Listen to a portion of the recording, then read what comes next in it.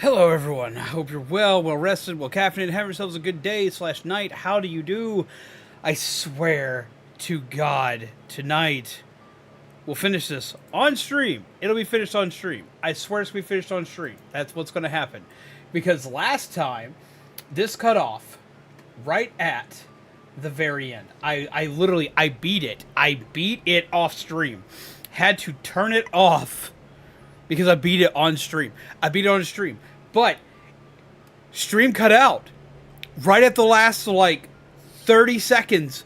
Stream cut out and blammo, it was gone. There was nothing I could do about it. I swear we're finishing it tonight. It will be finished tonight. We're going to do it tonight. I'm going to beat this tonight. I'm knocking on wood. We're going to beat this tonight. I swear to God. Yes, I did eat today.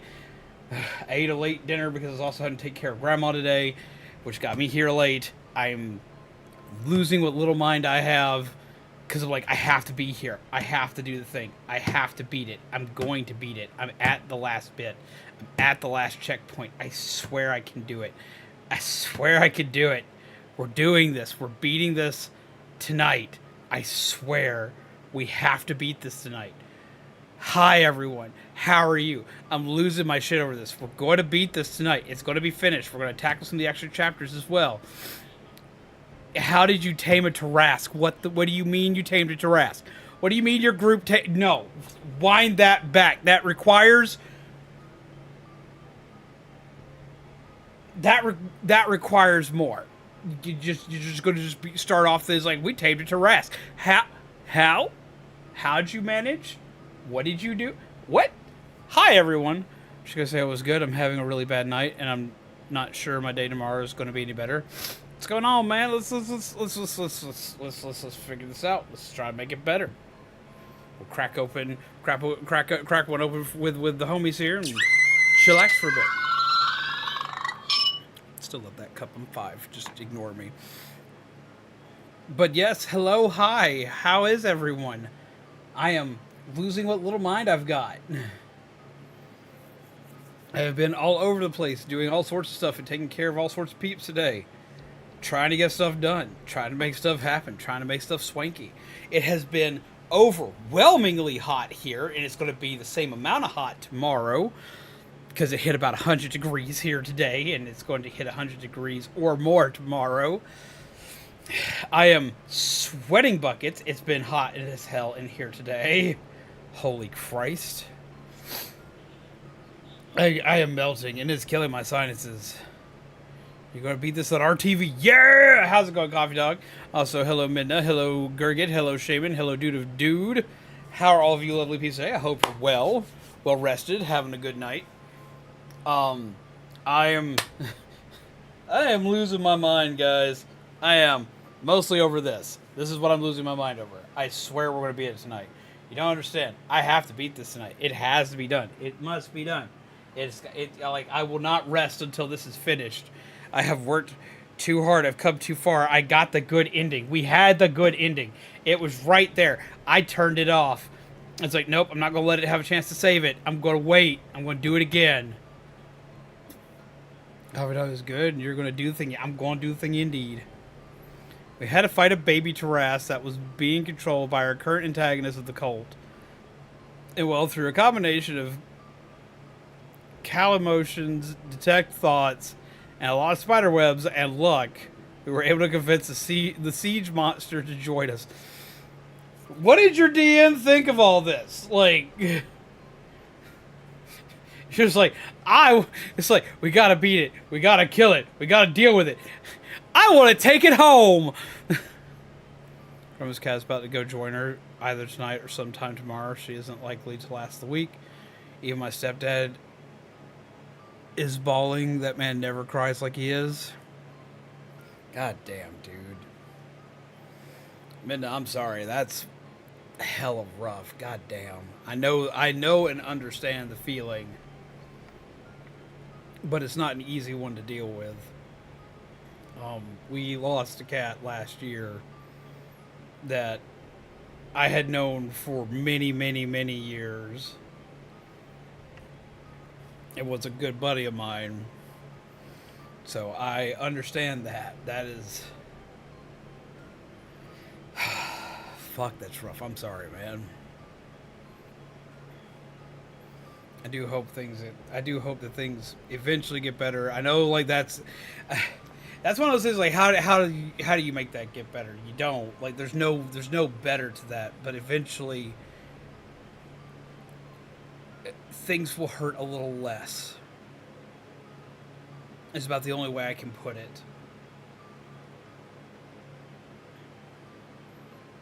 Travis knew Melvin 1-1, so he gave him the chance, and well, the dice rolled in our favor. Oh, see, I would have been livid having to give you guys a Tarrasque. Like, if there was a possibility for it, I would let it play out, but I would be livid. Time's the answer. It's not a cure-all, unfortunately, and that is very true. It's one of those things, like, it's not going to feel better. It's not going to feel like it did before. It's not going to be perfect. It's not going to just the pain's one of those things that's not going to go away. But with time, you will heal some, and with time, you'll start to hurt a little less. Things will suck a little less. Is about the only way I can put it. Damn, that's rough. I'm sorry, man. I am, because there's no other way to put that other than just, Jesus, that's rough. Well, we'll do our best tonight to make things at least as bearable as we can. We'll try to make things fun. We'll try to make things funny. I'm probably going to scream like the 5-year-old that I am. I'm going to do my best to try to make you smile, my friend. Because it's about all I know how to do.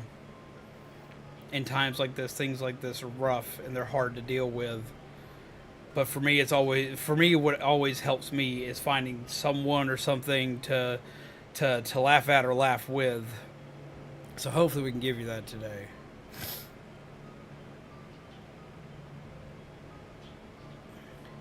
Set my character shortly after with the next boss fight, because it's a decaying dragon as a mix of both red and black. Ooh, that's interesting. Alright, peeps, we're gonna hop into this. I'm gonna try my best to make this work. I swear to God we got this. We're gonna beat this tonight. But how is everyone today? What have you been getting into? What stuff have you done today? Pull this up.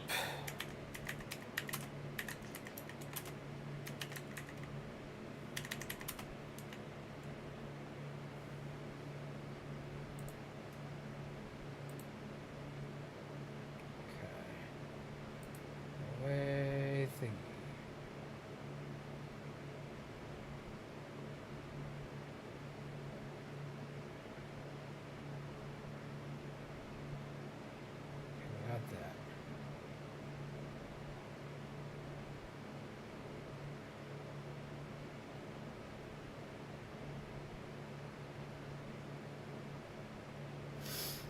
Okay.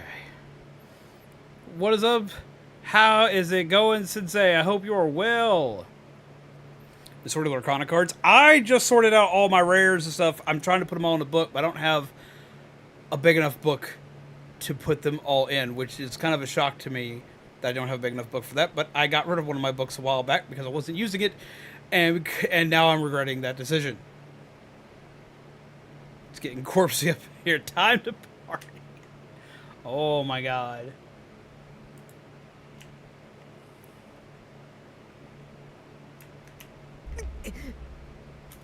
Okay, so we've done this, but for a recap, we're gonna play through this part.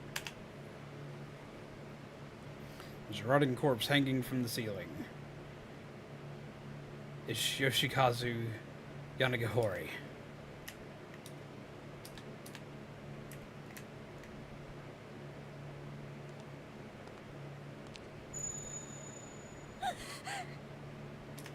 La gasp. Ah, shit. forgot to swap the screen. I'm gonna beat it. Y'all won't be able to see it. It's gonna happen all over again. Wherever I see enough corpses, I'm like, bruh, where the kegs? It's like, you see all these corpses, time to crack one open for the homies.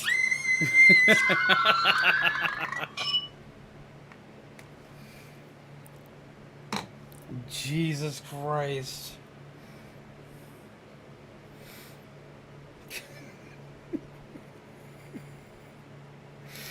It's time to break out the spirits, boys. Let's go.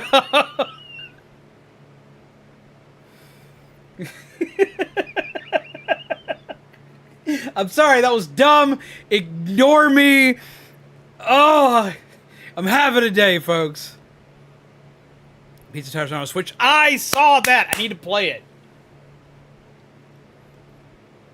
Big brother, my head hurts. Boozy. At least I was like, crack open a can of some berries and scream. Let's go. Should do a keg stand in there. Knowing Shaman personally, like, just the pure thought of that is just beyond absurd.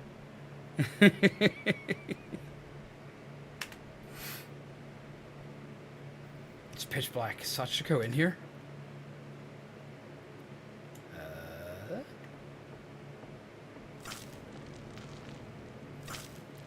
Let me crack a can while the corpses kick the can. Oh my god. Well, the corpses are kicking a bucket. I'm kicking cans, man. We got this. How's it going? How are you?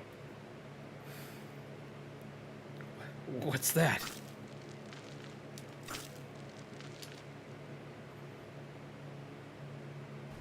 Diggy, diggy, ho. Diggy, diggy, ho. Sorry. Hi! You're looking kind of rough. Got several new monsters, Monster Rusher 2, Joker, Golem, Baku, Ghost, and Duckin. Not familiar with Duckin. Just remember, for everyone playing at home, beer plus liquor, never sicker. Which is totally untrue, by the way. I mean, it kind of depends. It kind of depends what you're drinking, what you ate that day. Is that Sachiko? I told you to stay away. Don't come any closer. Don't look at me. Sachiko? Sachiko, please. Listen, we...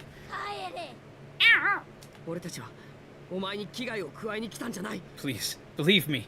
We mean you no harm.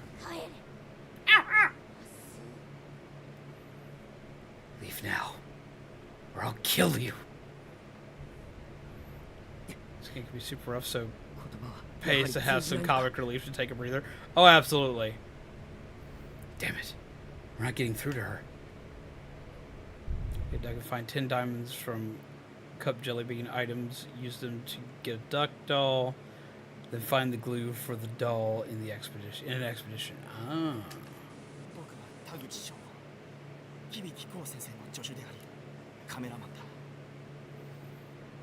My name is...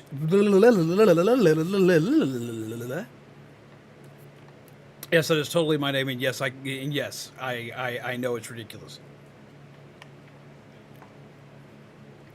My name is Shugo Taguchi. I work at...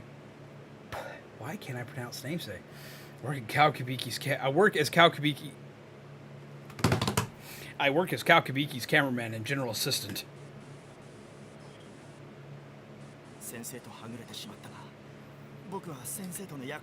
I've gotten separated from the boss, but I intend to do exactly as I promised him I would.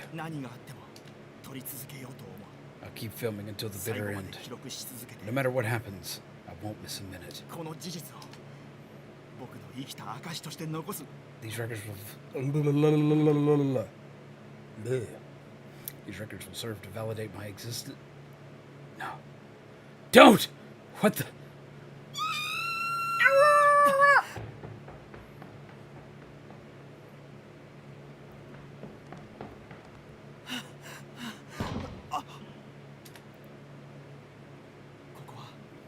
It's the little girl's room? Who's in there?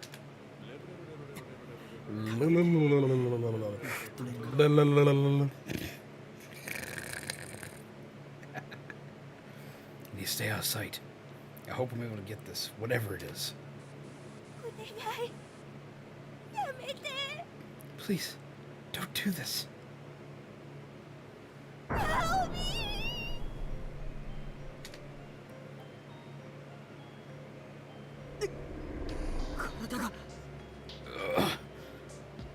My body. I'm paralyzed. I can't move. Oh, God. Is everybody all right? My ears. My ears. Sometimes I love the translation for the script, and other times I'm like, why?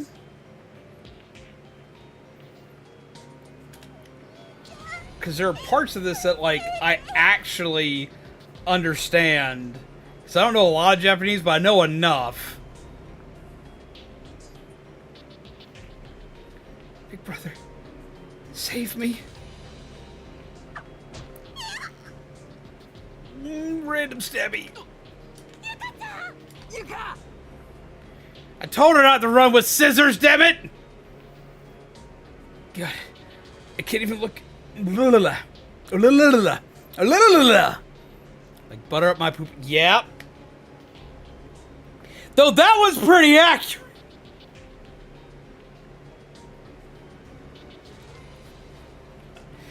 God, so, like, ooh, this one was like the worst about that stuff too.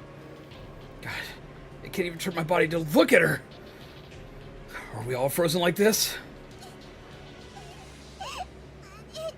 What are you doing to me?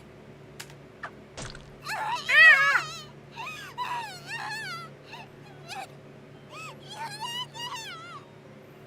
still need to watch Vox Machina. Yuka, what's happening? You can assume what's happening, my dude. Sachiko, you bitch! Leave her alone! Uchida, get on with it quickly! Get on with what? Appeasing her?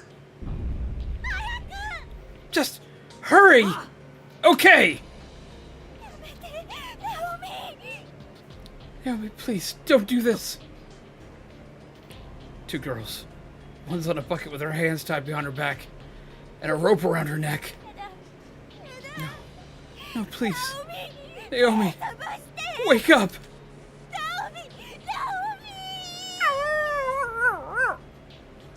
I'll never not remember butter up my pooper. It haunts my in my dreams. It sneaks up on me in my safest moments.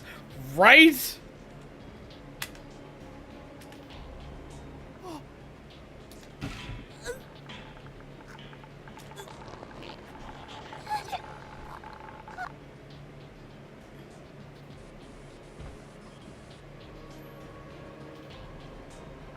She just kicked the bucket away.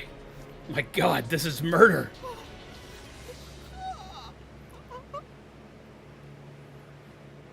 You're a grown-ass adult man who's built well enough that I don't think you gotta worry about a high schooler. I think you're fine.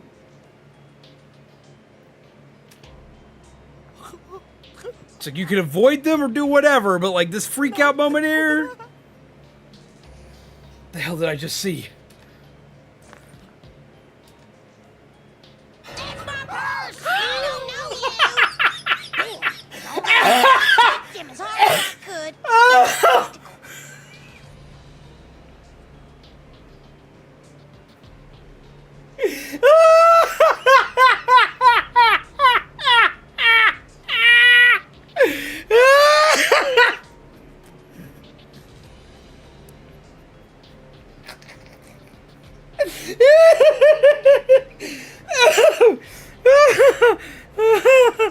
Oh my God!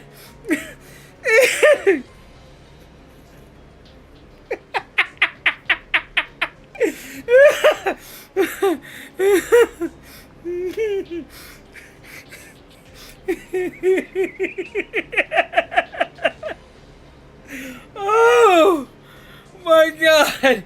Somebody clip that shit!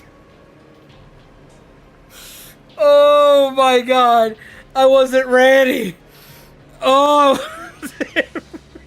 That's my purse! Oh no! That was so perfectly timed! Oh! Shit, like, wait. Just wait.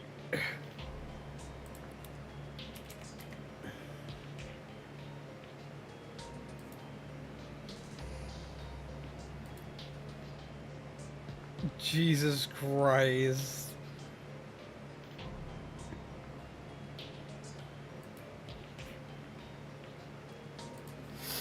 I'm gonna give you a crate for that. You earned yourself a pack for that shit. That was too goddamn funny. I wasn't ready. Oh my god.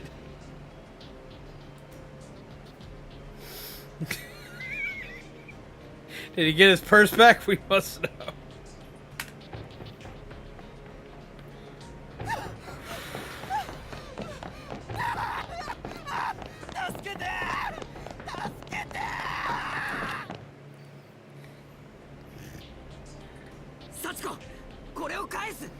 Sachiko, this is yours. It's a part of your body that was taken from you. Open your eyes, please. For Sachiko's tongue. Yes. For the notebook? No. Mommy, you promised. Your mom's been suffering just as much as you have. The things you're doing aren't making her happy at all. For Black Cat plushie, yes. Or for mini DV sin tape. No. Who? Where's my mommy? Where am I? I can move again. Does that mean it's working?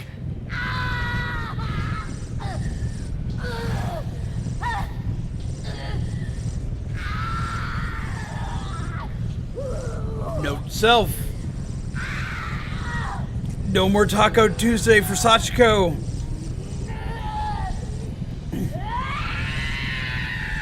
I thought it was called a restroom, but she sounds like she's fighting for her life in there, man. Naomi!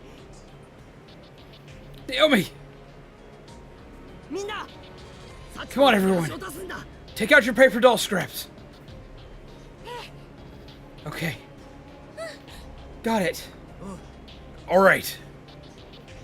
Okay. Sachiko. Here, please! Jesus! You'll get murdered, tortured, about shaving dude in keg stands, bam, Bobby's freaking face just pops up. On Tuesday, sounds more like a mean curry. It feels like chew 5 gum instead of 5. How's it going, Melissa? How are you? You want to go home. That's what charms really are. They represent our regards for other people. They're like microcosms of the soul, right?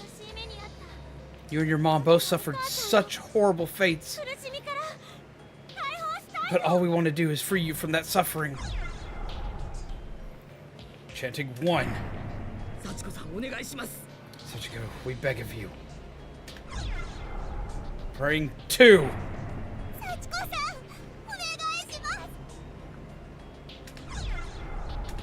Praying 3.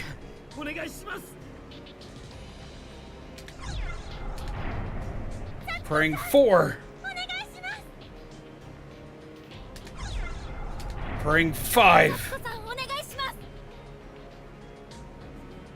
And one more time for Sachiko.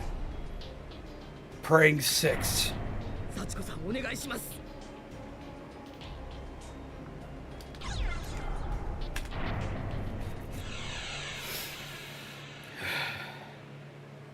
Sachiko had the chicken dinner from the airplane. Jesus Christ. How's it going, Fended Flame? How are you? Yes. Yuka, Nami, 大丈夫か? Is everyone alright? 大丈夫。 It's okay. ちゃんと止血 It's する nothing serious. The use of our ribbon to help stop the bleeding. Hopefully that should be enough. お姉ちゃん。 Yumi, thank you. Yuka,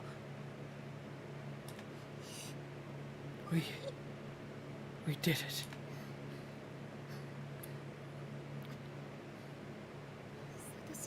Nami, I'm so glad you're okay. What happened with Shinohara? どうだった? I'll tell you later. Oh. Okay.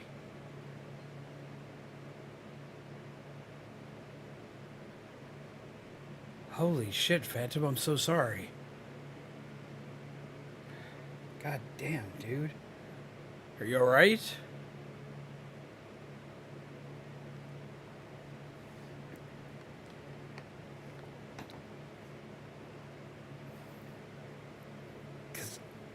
Damn, that's rough, dude.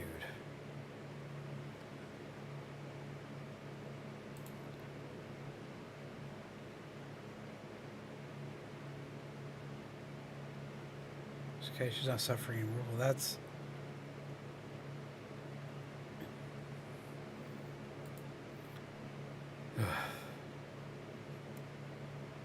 I'm sad that she's gone for you, but at the same time, I am glad that she's not suffering.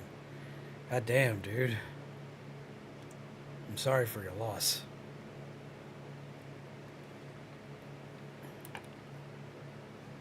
But I hope you're okay. Seems like everybody's in need of some laughs today. So sit and chill with us for a while. We'll do our best. We've had some interesting moments tonight.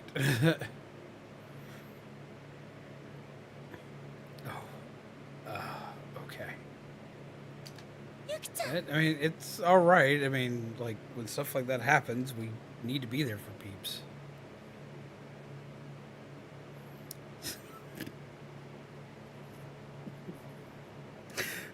Stop the bleeding. I didn't know that Sachiko went to Japan. Some artists in the chat. Oh my god. It's so bad. Oh. Jesus Christ. Get some artists in the chat for Midna, please. Holy shit. As many photos of Granny as you can and keep them in a safe place. I agree. It is now time to focus on the good times y'all had together. I definitely understand. Having had a loss not that long ago myself, I definitely understand. And it'll be rough for a while. Seems like a lot of people are going through it right now. It will be. It'll be rough for a while. But at the same time, it's a good thing. It's good that you have the positive outlook that they're no longer in pain. I do hope that things get better for you soon. Just know that this community will be here. God damn. Jesus! I forgot that was actually going through. Holy hell.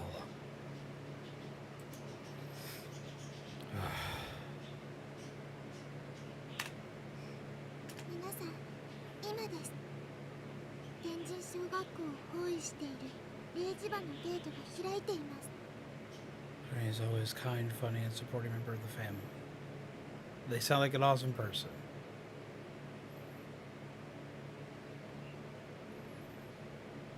Sachiko had an expired Hot Pocket and everything else happened. I mean, geez, last time I had a Hot Pocket, I felt like making a nightmare circus of a cursed parallel reality school. Jesus. Now is your only chance to escape. The veil between your world and this school is at its thinnest. The gate is open. Need to hurry and get outside the building before it closes. Complete the ritual. Once it closes, this nexus will return to the way it was, and you'll have lost your chance to get out. What? So what's going to happen to all of you then? It appears we've become a part of these spaces. Aside from Sachiko, none of us can be saved. Right now, I'm free, but it's not going to last. Soon I'll continue shaping this place, just as I always have.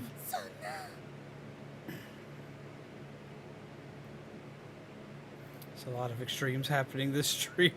Dang, dude, right? The school has already begun creating a new Sachiko. Please, go. Get out of the building while you still can. Come on, let's get out of here. By the power of Yeet.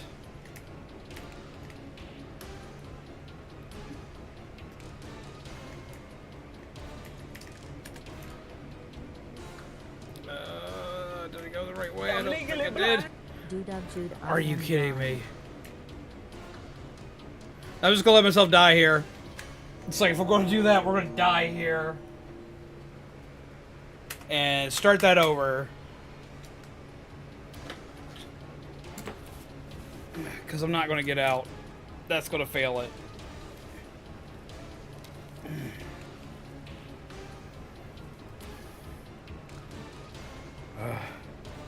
Because I no longer know where I'm going.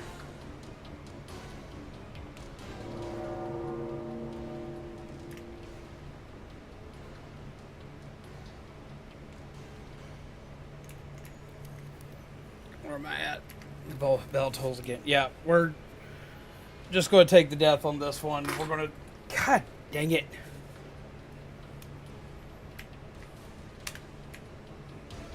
I don't even know where I'm at.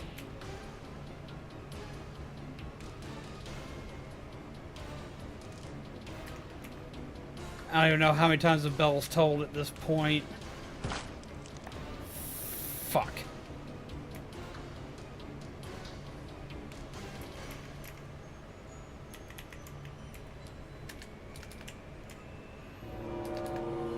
Third toll.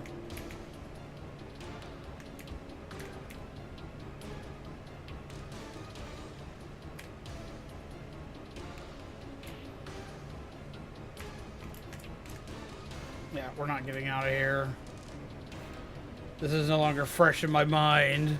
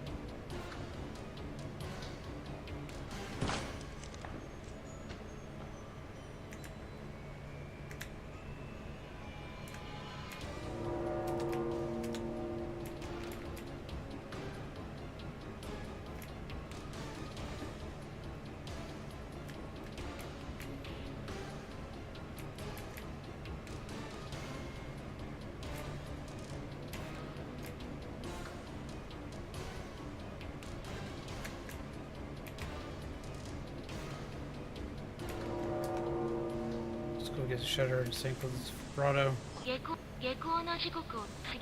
School day is now over. Any student still in the building may never go home again.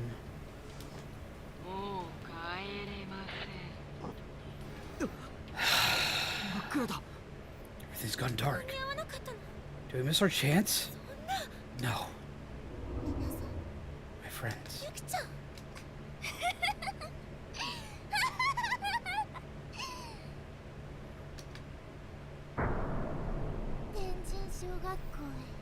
Welcome to Heavenly Host Elementary School.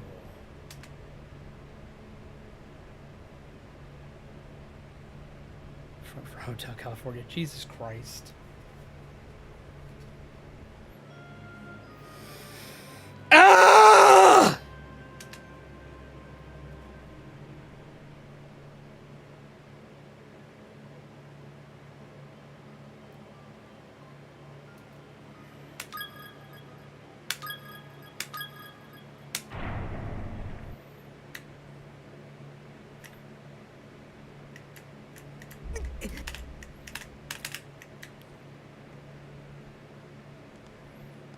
It's alright, Katie.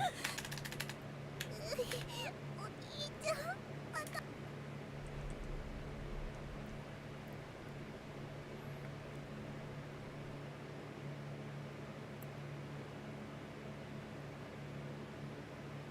Already been through all this.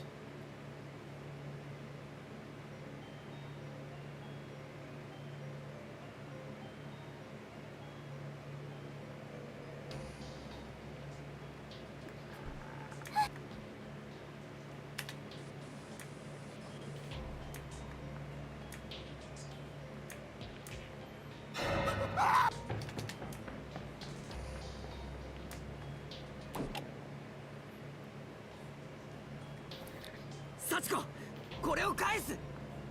奪われたお前の体の一部だ。目を覚ます。 Over the tongue.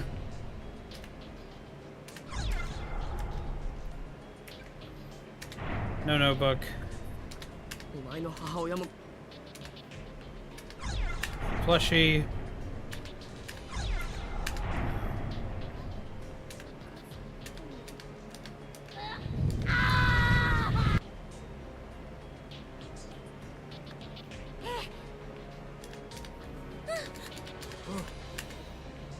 I'm not doing the theatrics this time. 私たちおまじないと悲しい目に。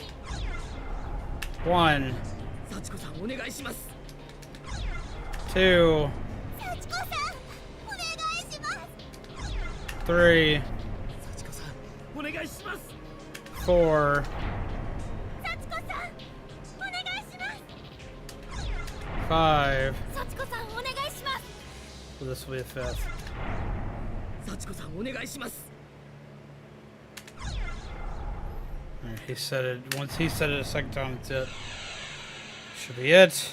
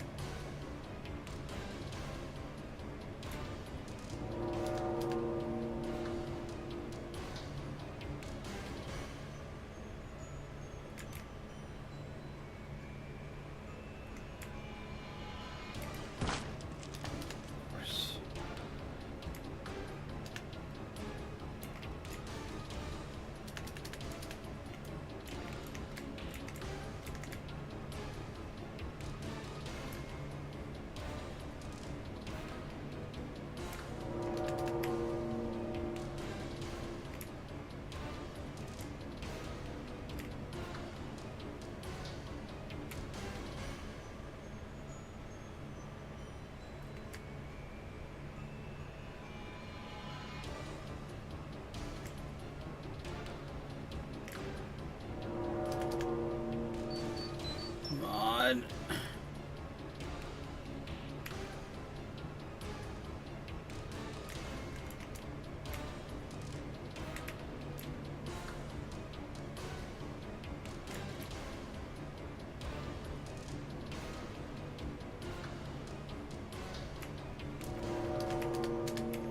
We move quickly.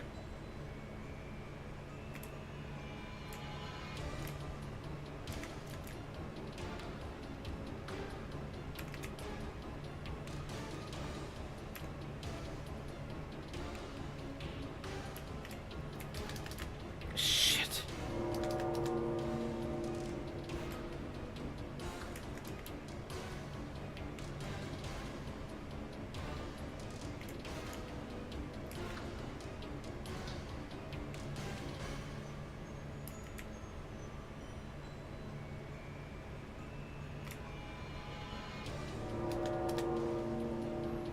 Come on, get out, get out, get out, get out, get out, get out, get out.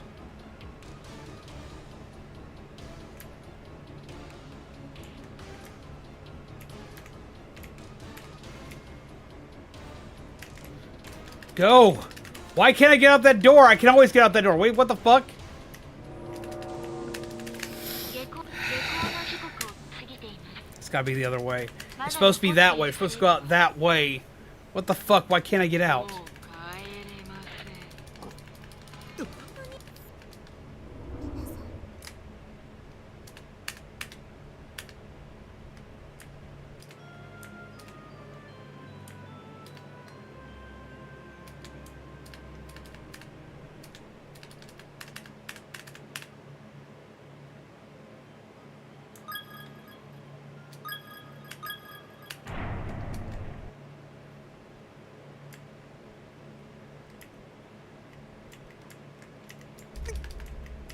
We're freaking out.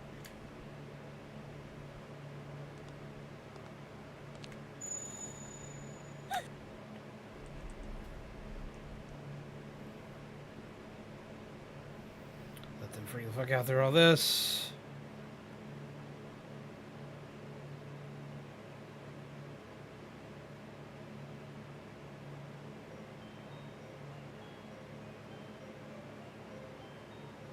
Stabby, stabby, stabby.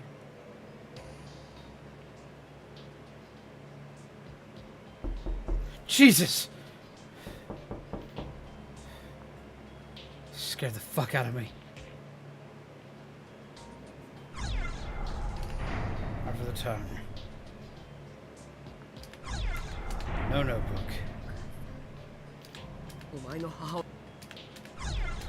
Yes, plushie. No tape.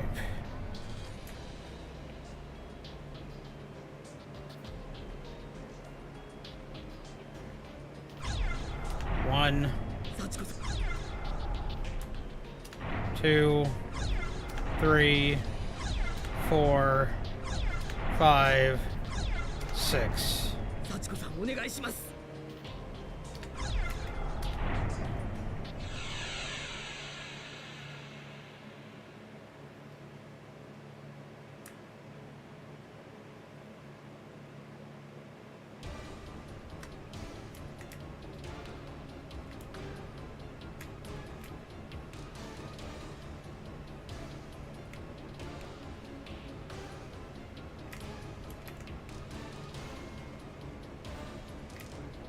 How's it going, Kami?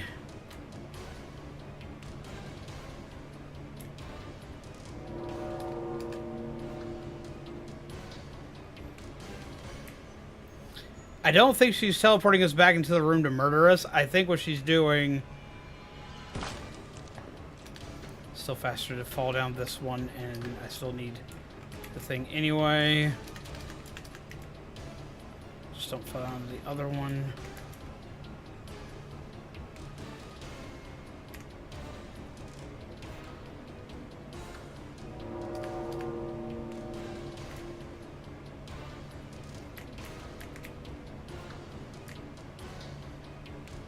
It's not really the fact that she's teleporting us there to murder us. She's teleporting us there to start the game over again. But now with everyone appeased, we don't have an exit ability.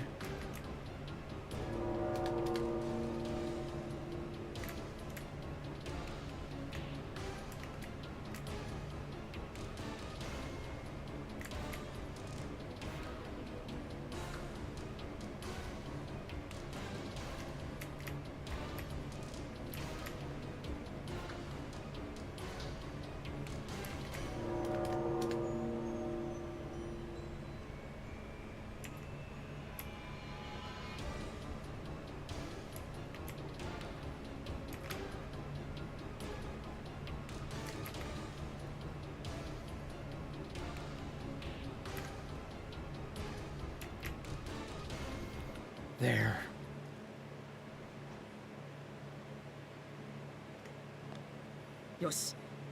We made it. All we have to do now is climb over this fence and we're home free. This is a strong word. It's more playful life denial. Please work, please work, please work.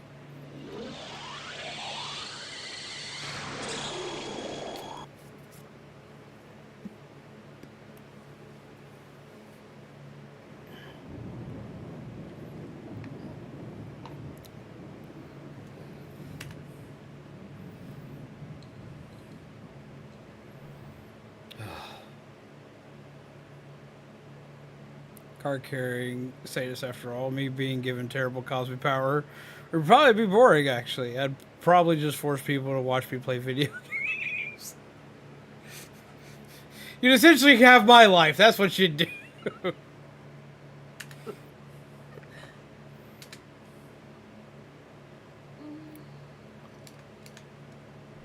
Aha! They did it! Or did they? Whoa. Are we? We are. 帰ってきたんだ We're home! お兄ちゃん Big brother. ゆか帰ってこれた We really made it. ゆきちゃん Yuki. Thank you so much. こうして And so, 生き残った俺たち5人は the five of us who survived the ordeal 如月学園に were able to return to Kisaragi Academy, 現代に戻ってく to る the こと real ができ world た in our own time. みんなしばら Live く in は the 生 school? 還して Forgot that 喜びを plot かみしめていたけれど For a while, we were all just so happy to be home and to be alive. We were overjoyed, すぐに but it didn't take long before the grim reality of what happened wiped the 笑顔を smiles 引 off き our 剥がした faces. 先生も Miss Yui, 篠原も Shinohara, Morishige, Morishige, and Suzumoto. その場にいなかったからだ They weren't with us anymore. じゃあ Well, 気をつけてね be careful on your way home, okay? I will. Goodbye. Later. みんな Wait. Before you all go, 明日も don't stay home tomorrow. 見せてね Come to school. Please. Okay. 信じられないことが起こりすぎて I didn't think I'd be able to sleep that night after all the things I'd seen. その晩は But I wound up sleeping like a rock. 次の日 The next morning... Jesus! Really?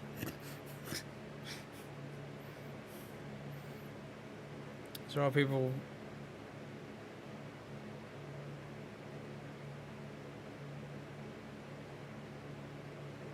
We what?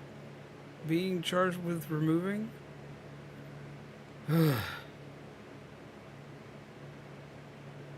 I don't know that word. Oh, we were being charged with removing. Ah, okay.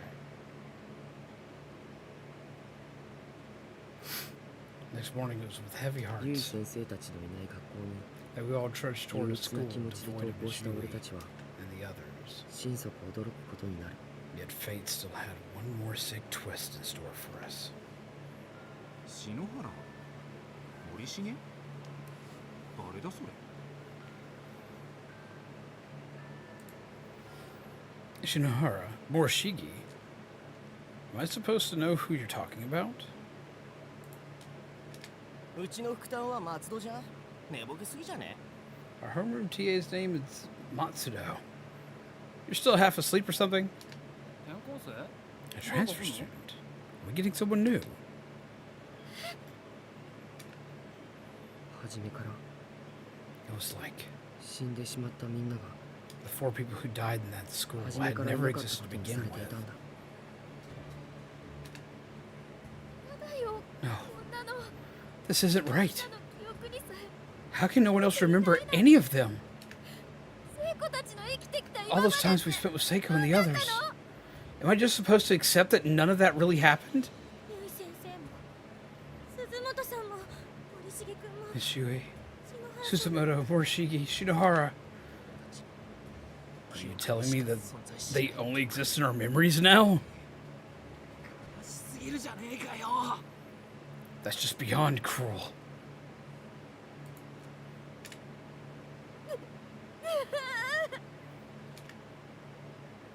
たくさんの魂と Still absorbing innumerable souls and ingesting the thoughts of innocent boys and girls. 新しい幸子を得た Heavenly 天上 Host 小学校 Elementary School stands firm with a newly appointed 今も Sachiko わ at しに its core. 生き残ったも There are those precious few who Inochi no survived, those who lost their lives, and those who were overcome by the dark curses therein.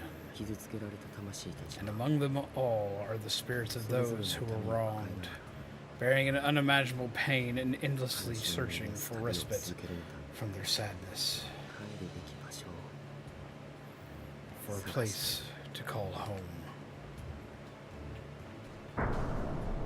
Chapter 5, end. So what did we learn, kids?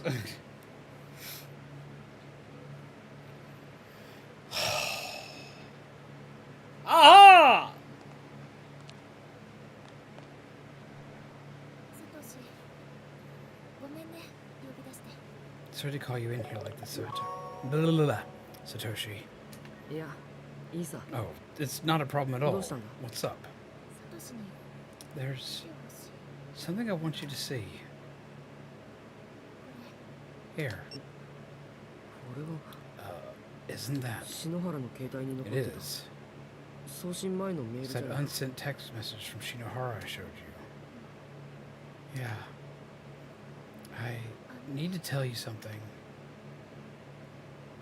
ナオミが So, it was you?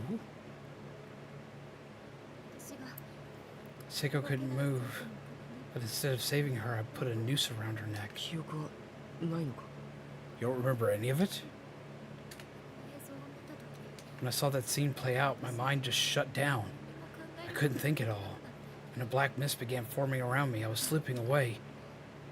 全 I 部 didn't care either. Nothing mattered to me 死んじゃって anymore. もいいやって思 I った would have welcomed death.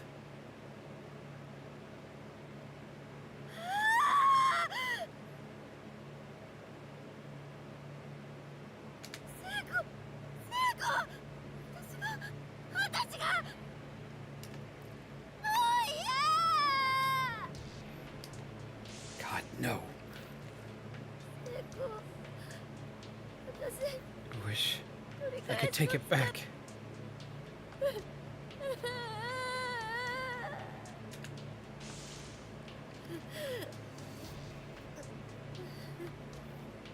These 4 people were born to die. We got lovebirds, possessions of bitch, and those skirts are way too short. So basically, you just hit the factory reset button, and some other people can be forced to go through that.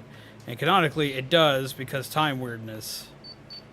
Japanese ghosts love screwing with time. It's their jam. It is true.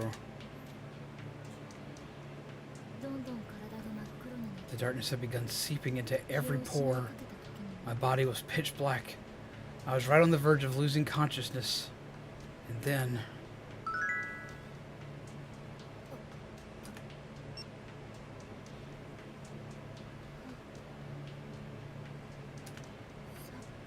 This is...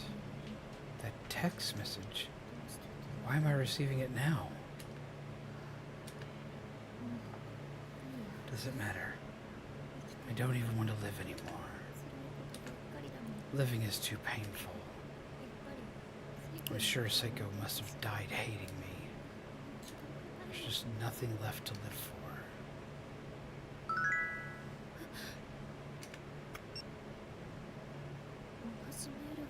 It's the same message. Are you trying to tell me something, Seiko?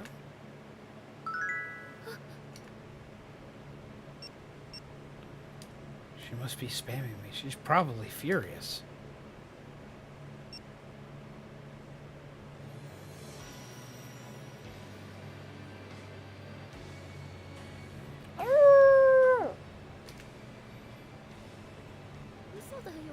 No. There's no way she's not mad at me. We had such a huge fight.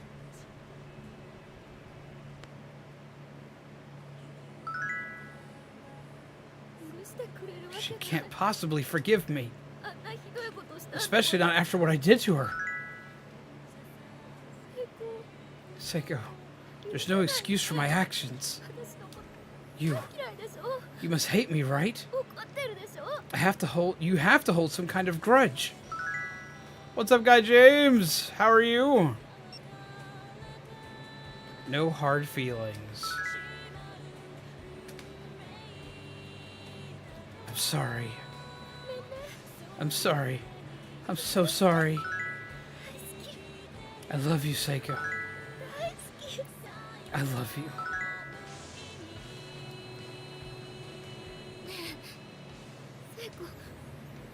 Yeah. Seiko, she really existed, didn't she? She really did spend all that time with us, right? ミカさん She did. She was real Naomi. Miss Yui. And the others, too. I can't stand the thought I'll never see them again. Just one last time. I just want to talk to Seiko one last time. I know you do.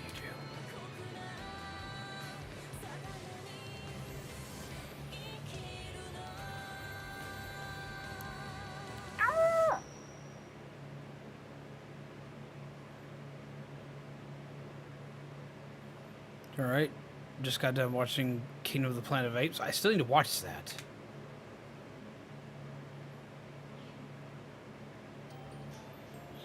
Ah. We did it! We have beaten it on stream! It has finally happened after all this damn time! Ugh! Just in case that'll get me smacked, we're going to turn that down. I don't feel like getting smacked for that because, yeah, YouTube things.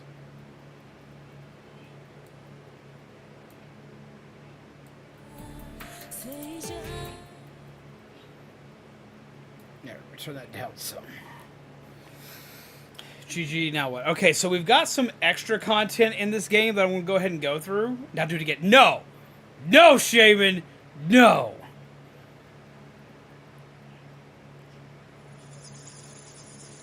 Bats! Freaking bats.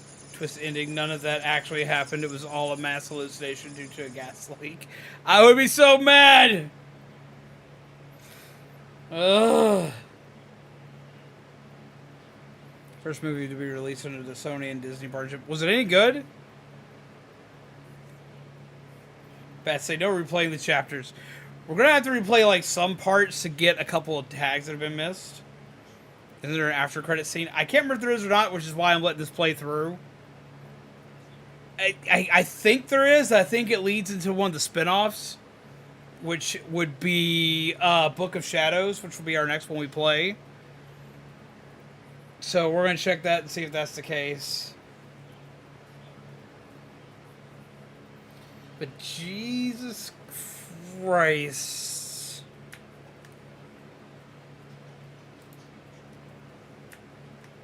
I don't have any way to fast forward it though. It's like, nope, you're going to watch all of these credits if you want that scene. The bats just don't want the stream to get taken by the ghost again. Lord help me. If it were to like die now, that would be it. That would be it. Corpse Party is apparently 2 curse, we'd be done. I would be done. I would be pissed. Oh, I'd be pissed. At that point in time, I would just say, nope. We're gonna give that one up. Let me see something here.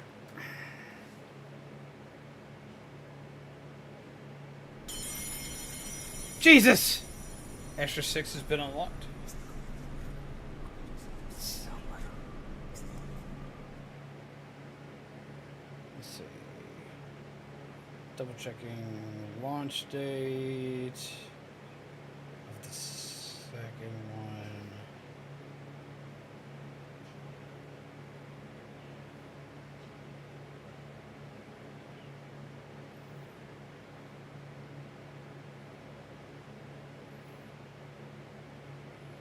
This come out.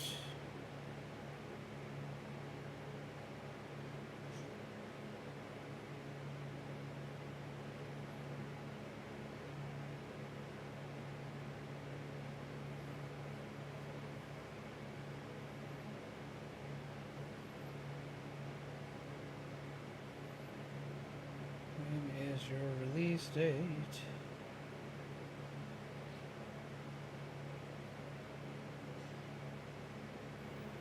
Looks like its release date has been pushed back. I swear to God, I wish they would quit doing this. Ugh. How's it going, Soul Reaper? How are you? He looks pretty, though. Kingdom's not the worst, but not the best.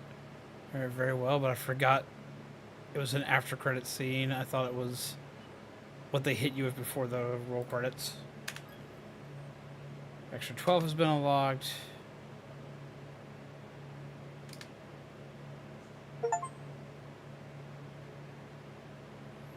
No hard feelings. Attain the true ending to Chapter 5.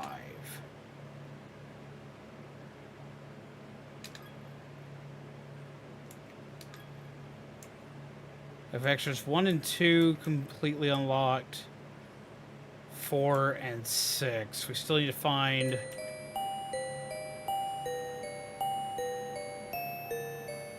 Why did I get punished for beating the game?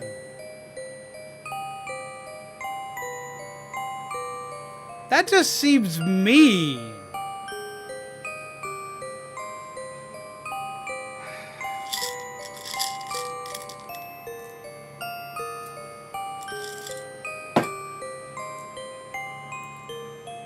Candy death.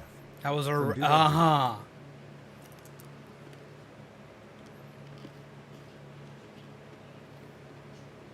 Oh.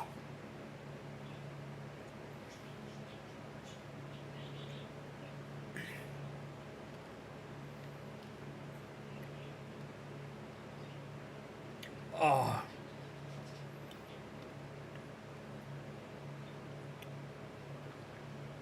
That was super nasty. Oh.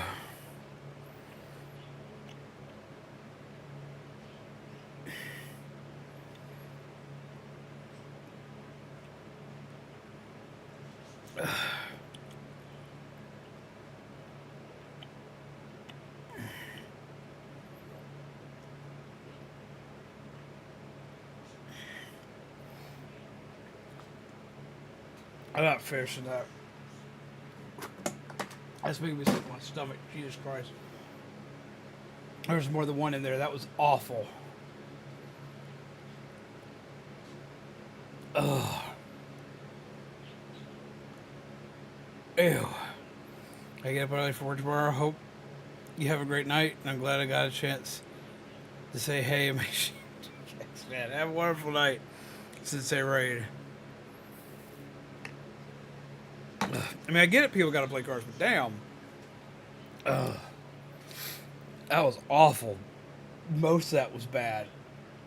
Ugh. Ugh.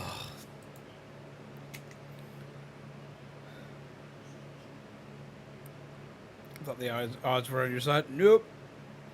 The odds have been getting worse and worse. I've been getting more and more every time I pull it out. I think that after I finished setting up the Dixper program and get like the last thing set up for it, I don't think Candy Death is coming back. My stomach can't handle that anymore. It's been making me more and more ill. I'll have to find something to replace it, because that's killing me. Ugh. Anyone else gonna punish me any further?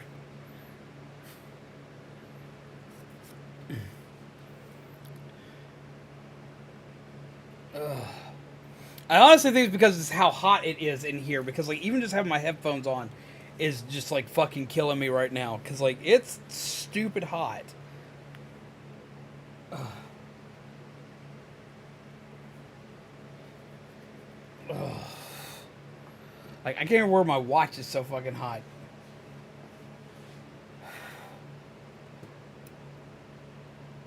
Ugh.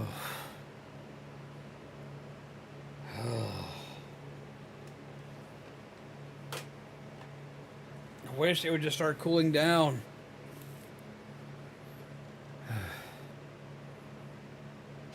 Stop nerding out!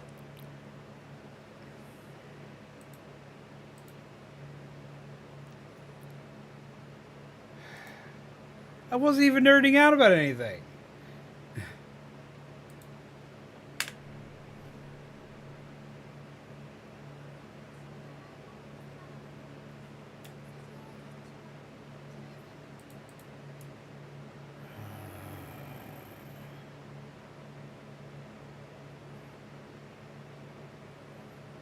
Actually, I want to take like a small break before I hop into this. Like, just breathe for a second, because it's hot. Ugh.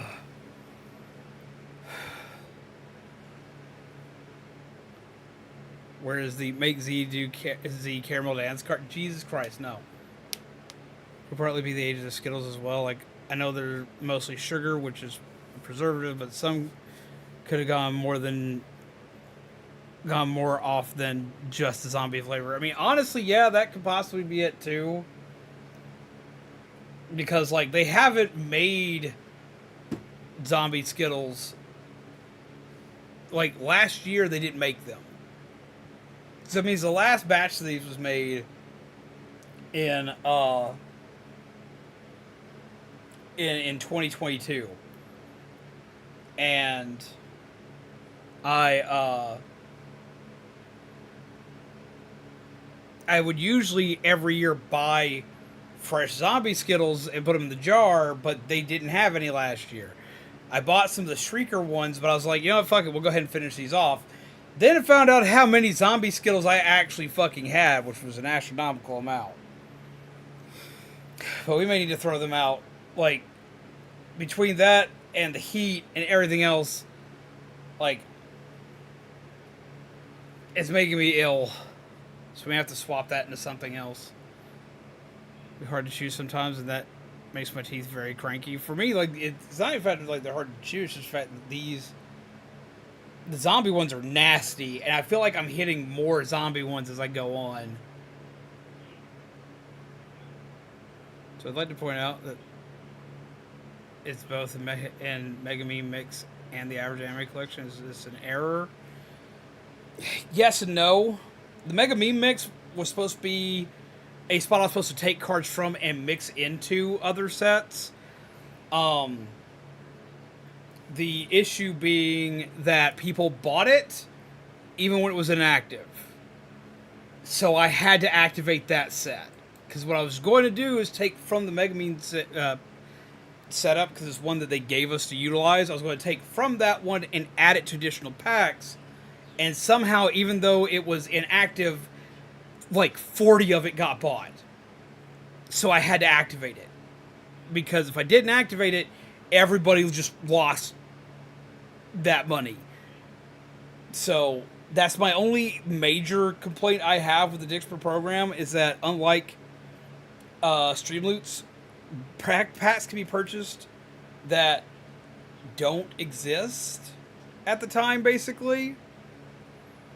Now, you can take cards from it and migrate them to other sets, but it would be so much to have to move over. I don't know exactly how that part of the program works just yet, that I was like, well, I'll just activate the pack and just let people use it. Because I had a lot of people that bought that one. At 40 packs, that's a lot of packs just float for not being able to be used. So there are some duplicates that are crossed over. There are also going to be, just with some sets, there are going to be some duplicates anyway, just because it makes it easier to be utilized if I have to shut off one set, but the card's insanely popular. It's kind of like in the original StreamLeaks. I have 4 different versions of Candy Death. Like, I put Candy Death in pretty much every set that I could for a long time, because that's what people like to see. People liked that card. That card was the absolute most played card in StreamLeaks that I had. So I put it in Splatoon. It got put into Monster Hunter. There was one in Dead by Daylight, but that one never got finalized. But like, it could be seen all the time. This way, if I had to shut off core pack, it could still be found and played, because that's what people wanted to see played.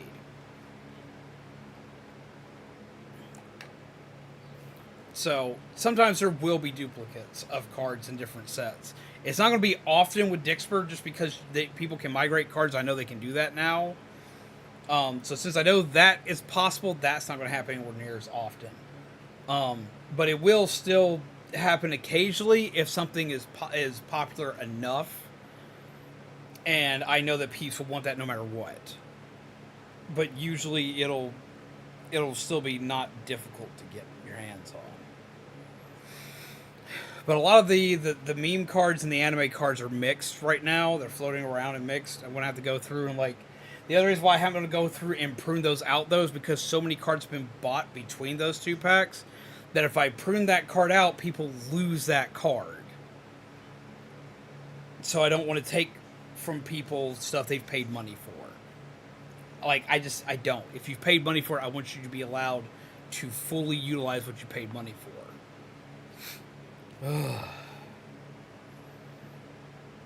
Jesus Christ, it's hot in here.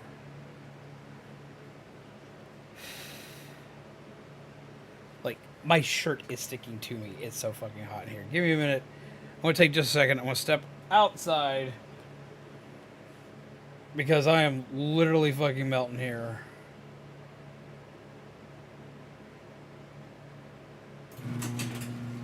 We get to hear all the noise. I'm just going to be stepping outside the door so I can still see and hear what y'all are doing. I've got you on my screen right here. I've got y'all like pulled up on all the screens so I can see what the hell y'all are doing. So don't try anything silly. Just going to step out into the cold air for like 2 seconds. I'm not going anywhere. I'm still here. Just outside it's cooler right now.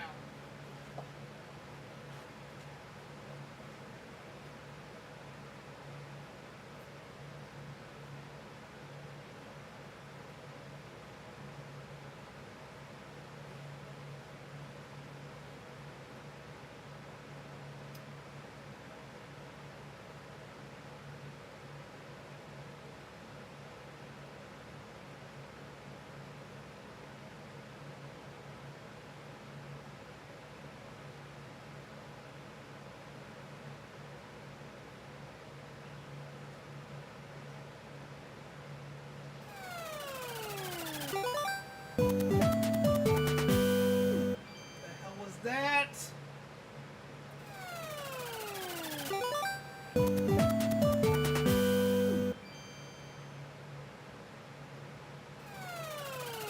what is going on? Give me 1 second.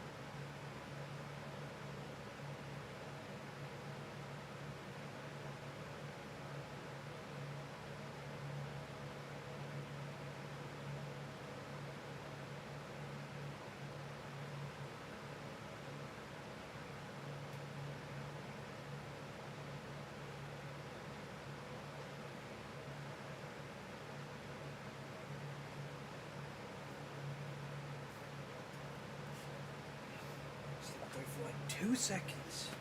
Get jump scared in the dark. Bite alert. Midnight. Oh my god.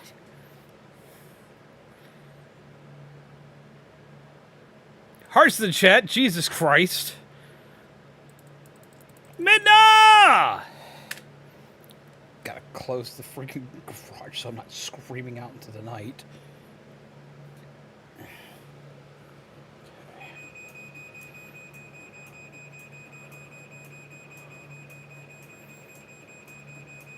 God, for like a couple seconds, everything just explodes. Tell me not to do anything silly, and somehow Hawkeye still gets missed. Why?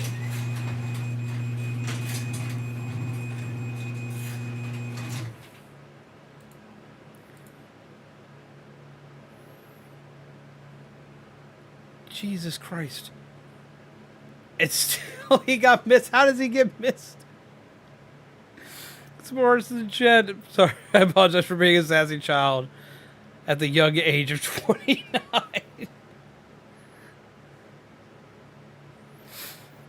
Leno's saying nice things. Z is legitimately one of the coolest guys I know, and he deserves all the love and success that life can bring him.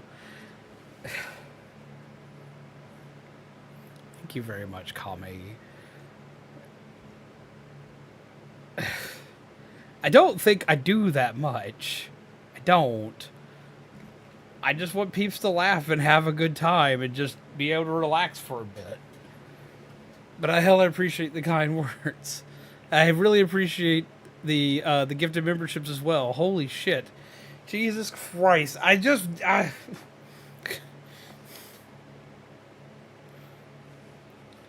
also have the music for the game turned down super low still.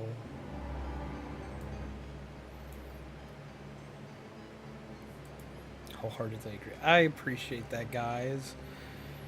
I honestly don't think I do that much. All I try to do is just make peeps laugh. I just try to, like, I just want to make sure that peeps have a good day. That's what we do here. Like, I just... Life is rough. It's rough for everybody.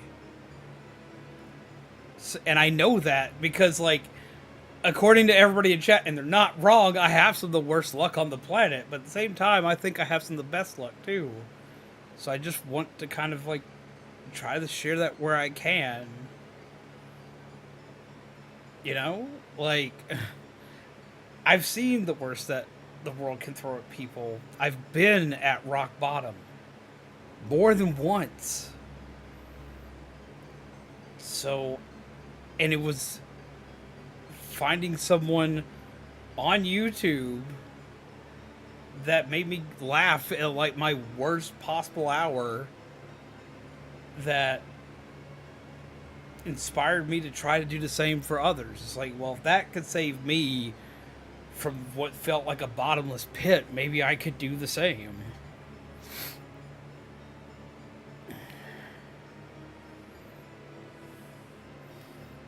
That's all it takes to really help someone, you know? I do know. Before I hop into this again, so he's always willing to help out where he can, either by sharing a laugh or knowledge.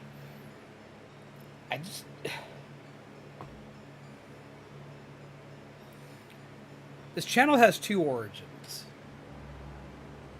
Well, it kind of has three, but they all tie together in tandem with each other. I started doing this just for my friends.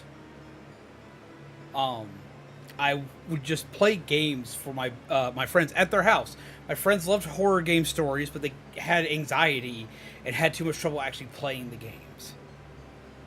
So I would go to their house and I would play the games for them. A lot of times they would wind up, like, grabbing me the game just so I could come over and play it so they could experience it. And because they had trouble handling spooky games, I would do my best to tell, like, stupid jokes or use silly voices or do weird shit the entire time I played. Huh?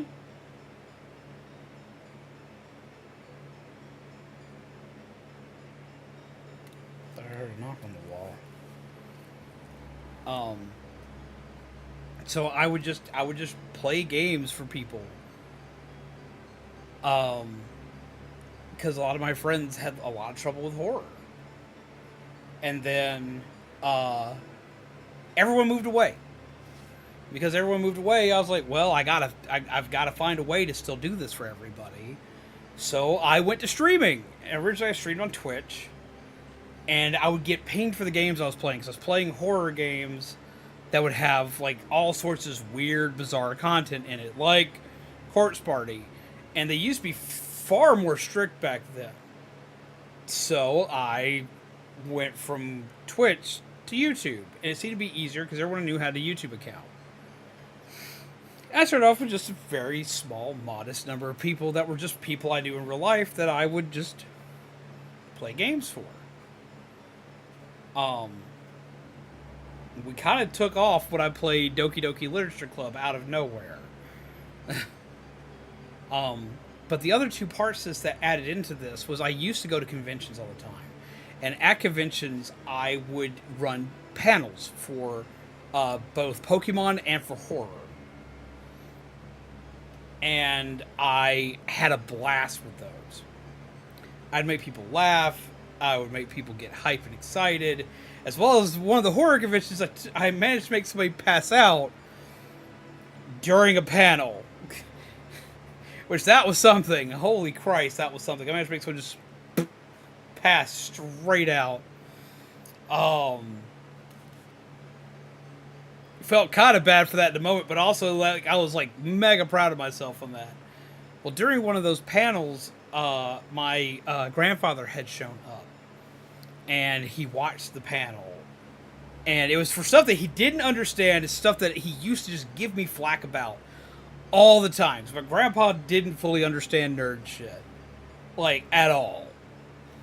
But he would watch me on stage just rambling and ranting to a packed room that was standing room only, and just having the time of my life and getting people to just laugh till they were in tears. And at the end of that show, I ran into him because apparently my mom had told him I was doing a show that day, and I was shocked. I was embarrassed because like I'm in full costume, full makeup. Because I was cosplaying Bayonetta from Pokemon. So, like, we had full makeup on. I had full makeup, long-ass wig, wearing a damn straight jacket for the arms. Like, I was doing a human Bayonetta cosplay. So, like, that was, like, something to see. Because my grandfather was a very, like, straight-laced, military, conservative individual. So I'm like, oh... fuck, I'm in trouble. I'm about to get it. And he puts his hand on my shoulder, and he's like, boy, let me tell you what. I'm like, oh no, I'm screwed. He's like, I don't know what you're wearing. I don't know what you're doing. But I just saw you in your element. This is what you're meant to do. And I was floored. I was like, can we say it again? I didn't quite hear that. Can we say it one more time? He's like, while you were on stage, everybody was laughing. Just losing their stuff. They thought that was some of the greatest stuff they'd ever seen, boy. I don't understand it. I don't get it. But you did something that's worth being proud of today. And I just kind of looked at him, still shocked and stunned. It's like, you made people laugh today. You made people's day suck a little less today. So that's what you're meant to do. I don't know how you're going to do it. I don't know how you're going to do it long term. But you need to figure out a way to do that. And he told me he was proud of me. And that stuck with me. It stuck with me like super hard. Shortly after that, he went in for surgery. And he went in for heart surgery. And putting him under kick-started his Alzheimer's, which he already had Alzheimer's. I'd already warned the family about it. A lot of them didn't listen to me, and then we got the confirmation of it after this, and everything just went just straight chaos after that. So that's like the last family moment I basically got to have with my grandfather, and one of the few times he told me that. So that always kind of stuck with me. A couple years later, he he passed away, but I still carried that with me everywhere I went. The other part, though, that attaches to this was, before I became a YouTuber, a lot of people don't know this, but I've actually been married before. I was married for a year. Just a year. And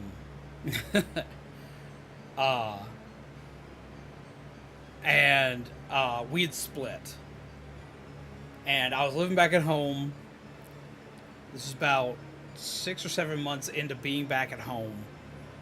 I was at a job that was just giving me just a rough time. I wasn't happy with a lot of things going on in my life. We were in a slow season for cons, so I wasn't doing shows at the time. And just everything was just all over the place. And I was in a very low point. I was also in chronic pain. All the time pain. I couldn't walk. And it was at the worst point of it. So every night I would wind up just sitting in the bathtub waiting for like the heat to help my leg. And one night I'm just sitting in the tub, I'm depressed. I am at the lowest I've been. There's no lower I can go. Everything's bad. I'm not in a good headspace. I'm contemplating things that aren't great.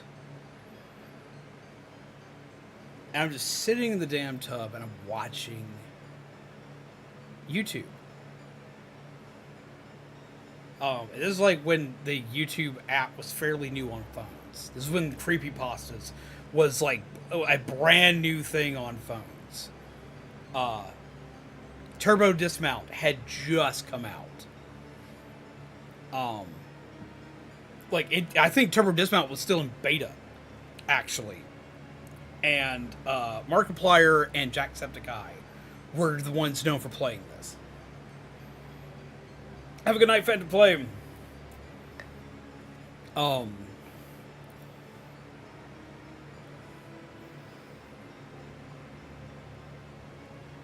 I was bad. I was rough, and I'm just sitting here just watching shit, but I'm not fully watching shit. And then I wind up on a video with Markiplier and Wade. And they're in this like game that's like two bunny rabbits fucking fighting each other. And the game's a buggy mess. But they're laughing the entire time they're playing it. They're making stupid jokes, this, that, and the other. And just one moment in that video just kills me. There was like an auto kill button, like you hit the B button on your keyboard and it shot like a little beam out and it auto kill whatever it hit. But they didn't know what this did at the time, so they like kept spamming the button and they wound up, like Markiplier wound up killing Wade. Or no, killing a rabbit that was off screen. He turns his camera around and it's just like being bounced into the air. And he edits it and the thing just goes, help me! And I died. I just started to cackle. Was sitting there in the fucking bathtub contemplating life. I started to laugh. And the next video played on the phone and it was Jacksepticeye. He was playing Turbo Dismount. And if you ever watched Jack play Turbo Dismount, go back and like watch some of his old shit. It's about 10 years old now. But it's so fucking worth it. God, it was 10 years ago. That fucking trips me the fuck out. He's playing Turbo Dismount and he is saying the dumbest, funniest shit I'd ever heard at the time. I still have both these videos saved to a fucking Feel Better playlist. I just broke into pieces laughing.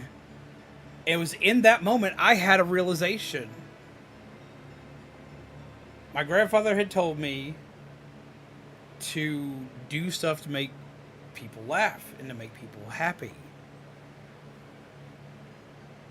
And I was at my lowest low and just watching these two simple, like 15, 20-minute videos had me laughing in stitches. And that was it. I thought to myself, I want to do that. I want to be that guy who can be there for that one sad person sitting in their tub at 2 o'clock in the fucking morning who's having a shit day, having one of the worst days of their life, that I can fucking do something silly and just break that sadness, even if it's just for a moment. I want to be that guy who saves the person in the bathtub. Which I know is like the weirdest fucking way to put that. I know that's the weirdest fucking way to put that, but that's what I wanted. I wanted to be the guy who can save the person in the bathtub. Because I was that person. I wanted to do for somebody else what had been done for me. That was my objective. And I started doing it. I spent months prepping, got everything set up, started playing for my friends, and then we took off. And I've honestly never looked back. We don't have a shit ton of people here. I'm not a big content creator. But I still feel like I have the best fucking job on the planet. I have days where this channel drives me crazy. Making content drives me crazy. Live streaming drives me crazy because of how much I try to be a perfectionist, make stuff work, make sure that people have fun. But sometimes it drives me up a wall. There are some days I don't even know if I can physically do it. But then I remember those 3 moments. And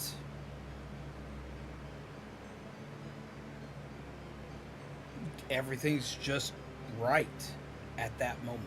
I know what I'm doing. I dust myself off no matter how sad or irritable or mad or whatever I am. I dust myself off, I gear myself up, and I get on stream so I can do that one task. And it's the one task that never gets old. Hey, how are you doing, Panda? How's it going, Hawkeye? Can just imagine the con ops report. What happened? Patient laughed too hard and passed out. No, okay, so the person who passed out didn't pass out during a funny thing. No, I was describing horror and anime and the differences between Western horror and Japanese horror. I was explaining the differences between the two, where the two intersect, and all that good jazz. And I was showing how even when you have an anime that's like severely censored, how if you do it right, when it's censored, it can be just as scary. And I was talking about Higurashi. And I was going on about the scene in Higurashi where the one girl is getting tortured basically on a rack. She's being stabbed repeatedly. And because it's censored, it's what you don't see that makes that setting way more horrifying. And I played it. I played the censored version, which would be like this all, like, you know how they do that when they're censoring out blood and gore? They censor out with like a black shadow over whatever you're not supposed to see. And it's like scenes of just like this character's hand, and it's like masked off from like here down with basically with a shadow, and you're hearing each stab and you're hearing each scream. And I played that scene because I'd already made this an adult panel. Only adults were supposed to be in here. We actually had like 5 kids in here because their parents let them in. Their parents sat there with them. And in the third row, there's a guy who's watching all this unfold. Everyone else, like, there's like The kids are fine, and the parents that came in with the kids, they're fine. This is a normal Tuesday in a movie theater for them. There's some people that are kind of squeamish and kind of like, ugh, brother, ugh.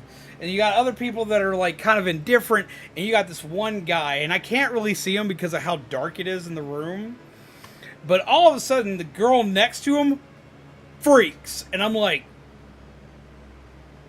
I know her personally. This wouldn't freak her out, what's going on, because she was a good friend of mine. She was someone who came to see the panel because I invited her to it. And she's like, we have an emergency. I'm like, what emergency? It's like, this dude passed out. He's down. He's out for the count. I'm like, what? Pauses the video, lights come on, grabs security. It's like, I immediately get on the walkie because I was also part of security. He's like, we need somebody in here. And he did. He passed the fuck out. We managed to get him, like, he woke up, managed to get him woken up, managed to, like, get him some help and all that. And we get him out, and that was one thing that happened. We're like Jesus Christ.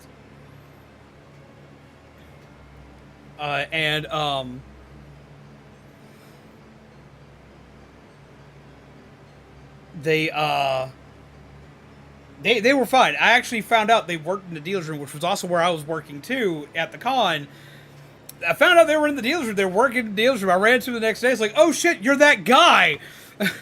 He's like, yeah, I'm that guy. It's like, are you okay? It's like, yeah, I'm fine. Just, I forgot to take my heart pill. Everything going on, got it racing, and I just kind of passed out. I was like, that's not good, bud. He's like, I know. He actually sold me a Disgaea, like, complete works art book for a severe discount because because I'd done a good enough job where he passed out in the middle of my where he'd fainted in the middle of my fucking anime panel, which that, as someone who makes an anime horror panel, there is no greater achievement than to scare somebody so bad that you cause them to pass the fuck out. I feel like I've earned my cookie. Camelot, how the fuck are you, my friend? I hope you're well. So yeah, no, that one didn't go on the rule of trying to make everybody laugh, make everybody entertained. No, that I fucked up and apparently almost killed somebody at a panel. Whoops! I wasn't trying for that result. It just kind of happened. That's one thing you could. That's one thing I could have definitely seen, like, trying to explain to the cops if they showed up for that. It's like, how are you going to explain this? How did he die? It's like, I wasn't trying to kill him. It just kind of happened. He was watching anime. He was what? He was just watching some anime. It was kind of bloody. He died. Exhausted. I want to sleep, but I got to fly to Illinois. But only 1 month left. Which race is this one? I was watching part of your stream yesterday. You had your car pulled up on it. I was watching part of that. But I didn't get to stick around long because I was helping out my grandmother yesterday. So which race is this one?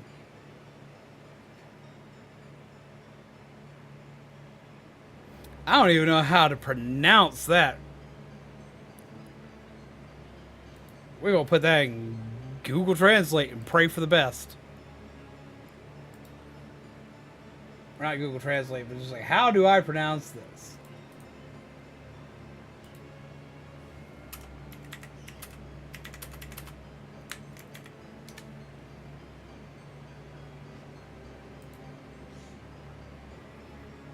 That is not what I wanted to do.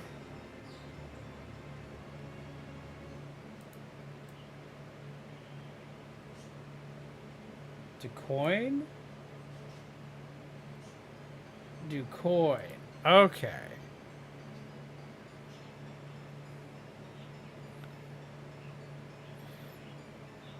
then Watkins Glen, New York, Bristol, Kansas, Toledo, and I'm done. Then I'm off till January. Jesus Christ. Is it like... And like, how close to back to back to back are these? Because Jesus Christ, that's a lot. It's 1, 2, 3, 4. That's 4 in total. How close on top? Every week. Jesus Christ.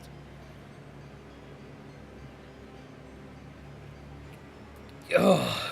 I was actually, because of you, I was actually like watching through a thing, like showing what racers experience in a car while they're racing. That's fucking insane. Like, Jesus Christ. Between the heat, the rattling, the speed, like everything, like it's absurd. Like a lot of people are like, oh, it's just a person getting in a fast car. No, motherfucker, it's not. Holy Christ. Then weekend after, I fly to Tim's place for IRL. Then I get to sleep. I hope you get some good sleep. I was in the hospital after Michigan. CO2 poisoning. Jesus Christ. Are you doing all right now? Like, because I can only imagine. Because like I remember, like you had that, you had the wreck,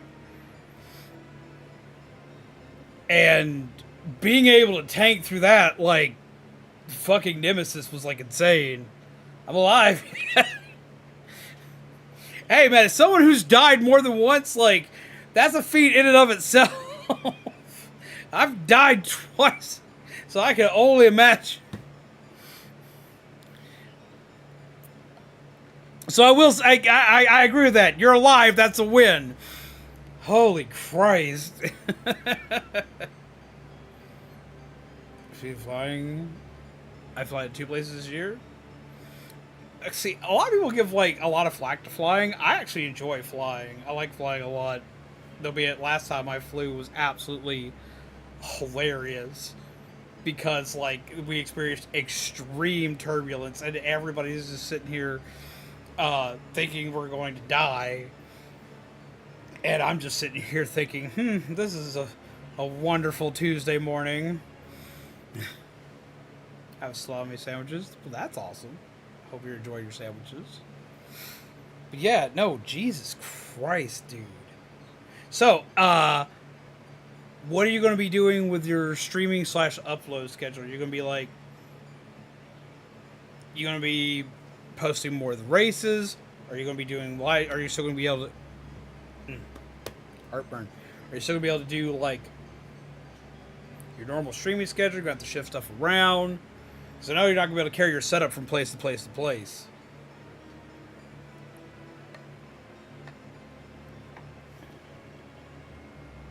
Three videos a day, streaming 3 times a week. As or Jesus Christ.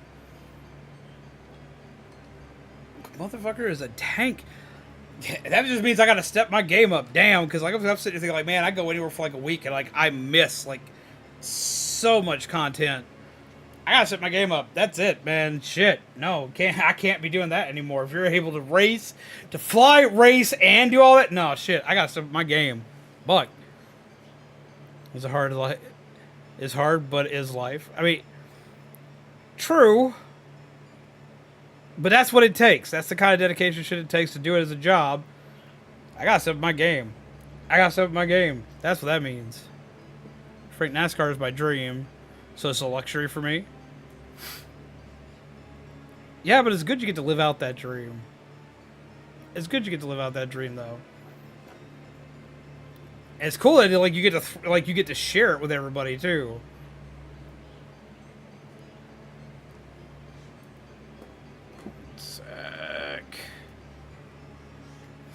But no, that's fucking awesome, though. Even though it's draining. It's like... But you get to do it. And that's what's awesome. I gotta admit, my dreams are far simpler. Like, I already do the one that I have, which is just sitting in front of a camera screen making people laugh for a few hours a day. But my diehard dream would be to one day, though I don't have the talent for it, my diehard dream would be to one day do, to at least have one voice acting role. Doesn't matter if it's in a video game, a cartoon, an anime, doesn't matter. I want to have one. And I want to have one that's not like, I'm Soldier A off to the side here. No, I want to have one, like, decent role. I don't gotta be the main character. I could be a side character or some shit. I just don't want to be Soldier A who just screams because Wilhelm screams because he got shot. I did a character for No More Room in Hell 2.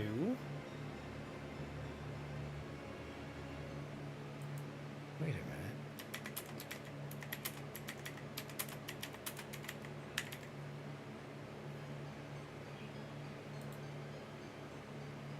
Is that what I think it is? It is! Dude, what the fuck?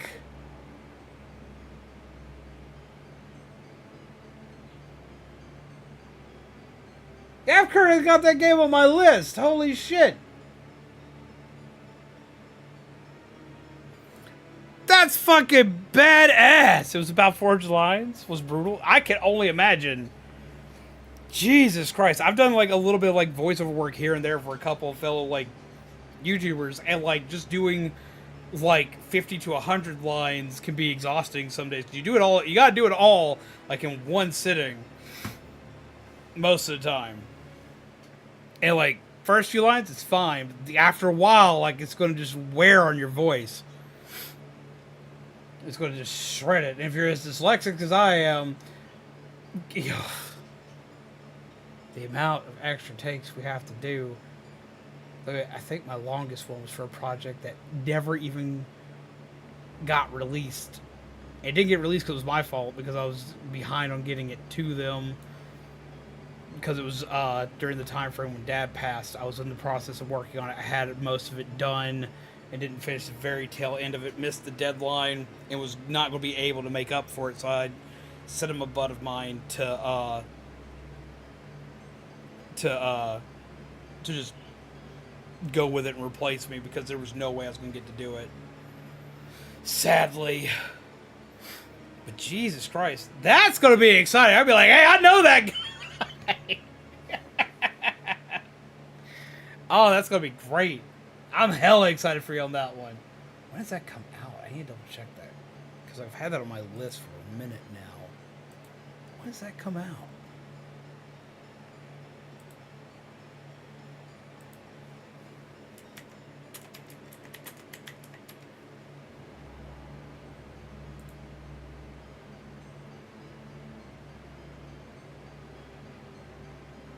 Just a coming soon.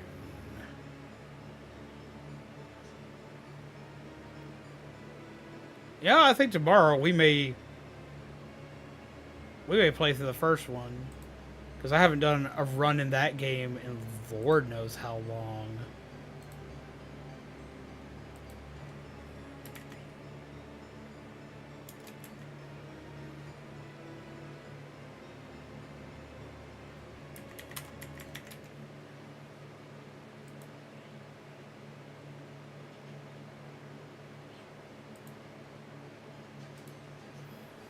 Alanna! Hello! How are you, friend?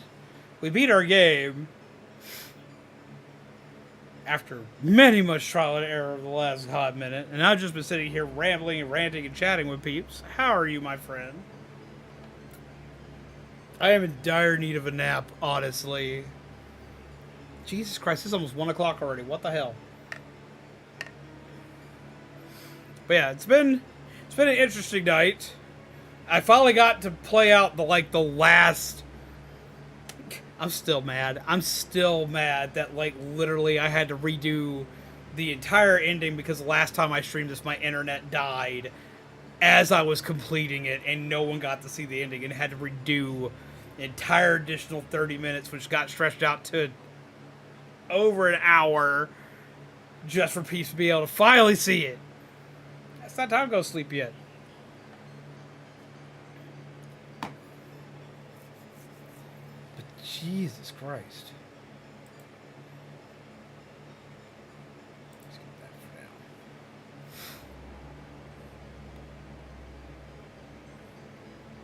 Honestly, sure, stream was rude for that.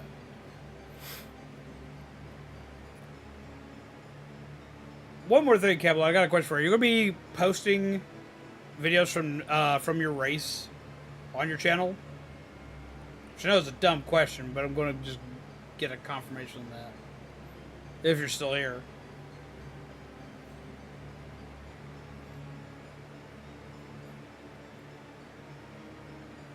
Oh, internet was rude for that. Internet was rude for that. The whole thing was rude for that. I was mad at a hornet's nest. Jesus Christ. That was just fucking ridiculous. I was pissed. I was beyond pissed. I was jumping up and down pissed. Regardless if he's here or not, I know that he's probably going to be posting stuff from his races on there. So if y'all want to keep up with his races, one of my mods could please post a link to Camelot's channel in the chat. I would appreciate so peeps can actually get a chance to see that and enjoy it and have fun with it. Alanna, what are you playing currently? What is currently on your list?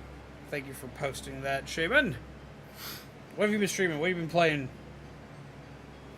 I am behind on everybody's stuff. I need to get caught up on.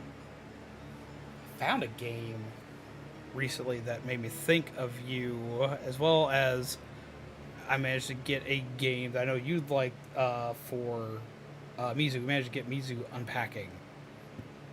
And they've been enjoying that. Yeah, that's right. Cosmic Wheel, Sisterhood, and the... Hold on a sec here. There you go. And the Wild at Heart. Is that two separate games? Or is that one game? Cosmic Wheel, Sisterhood, I got to see the Collector's Edition for that. And I can't show it on stream. Oh boy. Cannot show that shit on stream.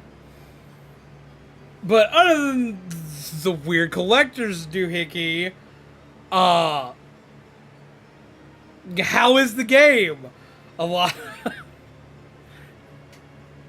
It's like, does the game have anything to do with the weird thing in the collector's edition? Or is that just like some one-off weird-ass add-on for that? I gotta know, but I'm horrified to know. Like, I'm assuming, like, most people don't have that version of this game. I'm barely into the game, but I'm loving it so far. You get to make custom tarot cards and give characters readings. That sounds cool. I like that. I've actually been, my old Night Before Christmas tarot deck, the first one, the one that I've always had on stream, I've actually been, retouching up the edges of that deck. I am customizing the color on them, mainly because that tarot deck has been just, it's seen better days. It's been run through the damn ringer for, like, ever. This game isn't listed as a dating sim or anything, but I think depending on the dialogue choices you pick, it might go down a spicy route. Jesus Christ. Spicy tarot readings. I gotta admit, that's not one I thought I would see. Spicy tarot readings.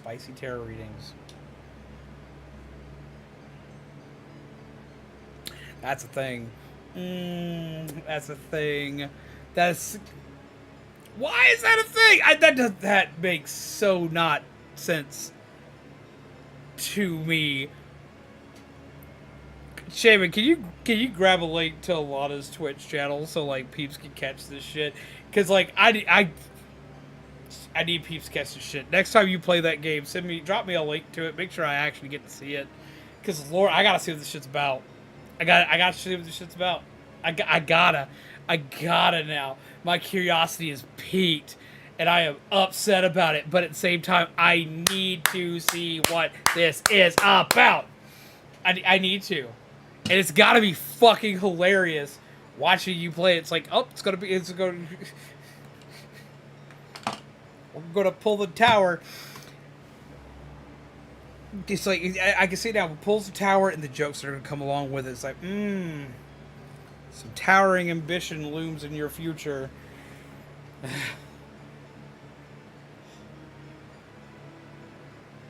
My brain is hurting! There's some descriptions for the cards that are crazy. Like regale me on some of this. I gotta hear this. I gotta hear some like the crazy, like bizarre ass shenanigans with this.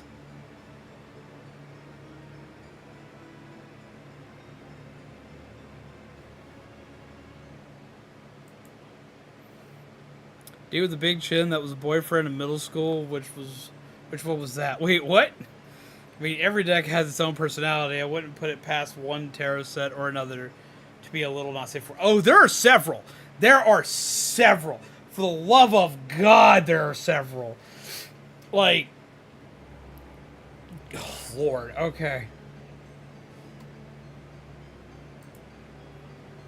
So first off, I have a specific brand of tarot cards I buy, so I usually don't run into that. I have one or two sets that have dabbled in that range.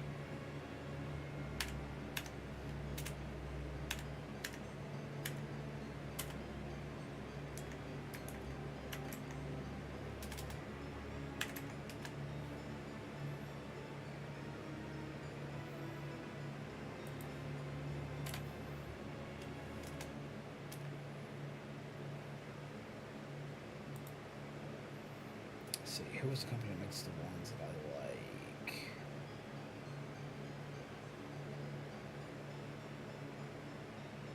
It's like Inner Sight or something like that.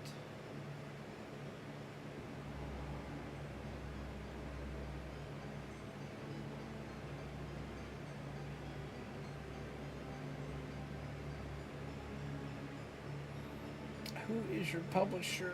Insight Editions, that's it. Insight Editions is usually the brand I trust because I don't get a lot of weird, freaky stuff in my tarot often. It still happens, but like it's where I get my Night for Christmas deck. It's my the Hedgehog one, my Fallout one, the Horror Tarot. Like a lot of my like off the wall branded ones, like those are fairly tame.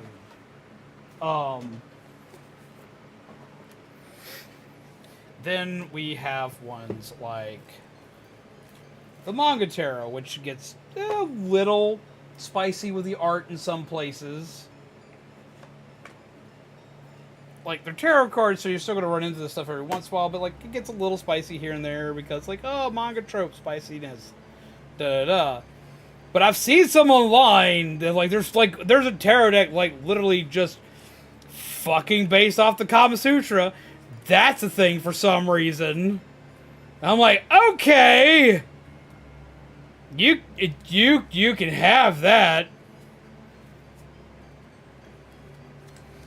Like, I've got one that's a little bit worse than this, but like this will like, it's like they can be a little spicier with this one. I've got one that's actually a lot spicier than this in this deck, but like I'm not gonna risk getting myself ate on YouTube about that right now. What the? You heard me. I did not stutter.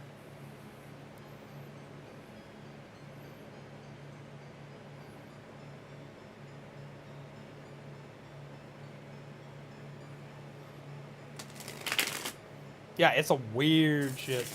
She saw in 3 movie trailer. I did. I'm hyped for it. I so want to see that movie. I am so diehard about that movie right now. Like, holy shit, it looks so good.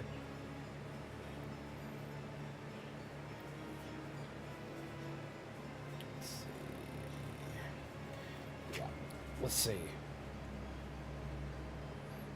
He was saying, okay, he was like, my mom loved you and I do too. What the fuck? Let's see.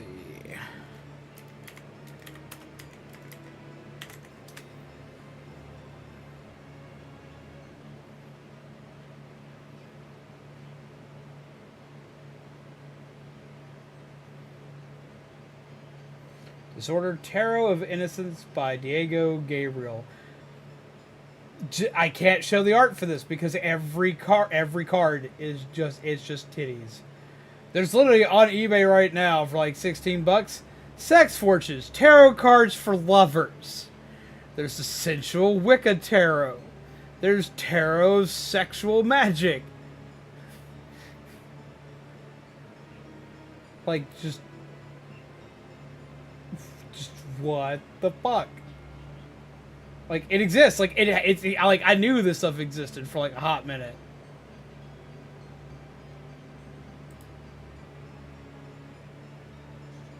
I can't even show the box to that one. What the fuck?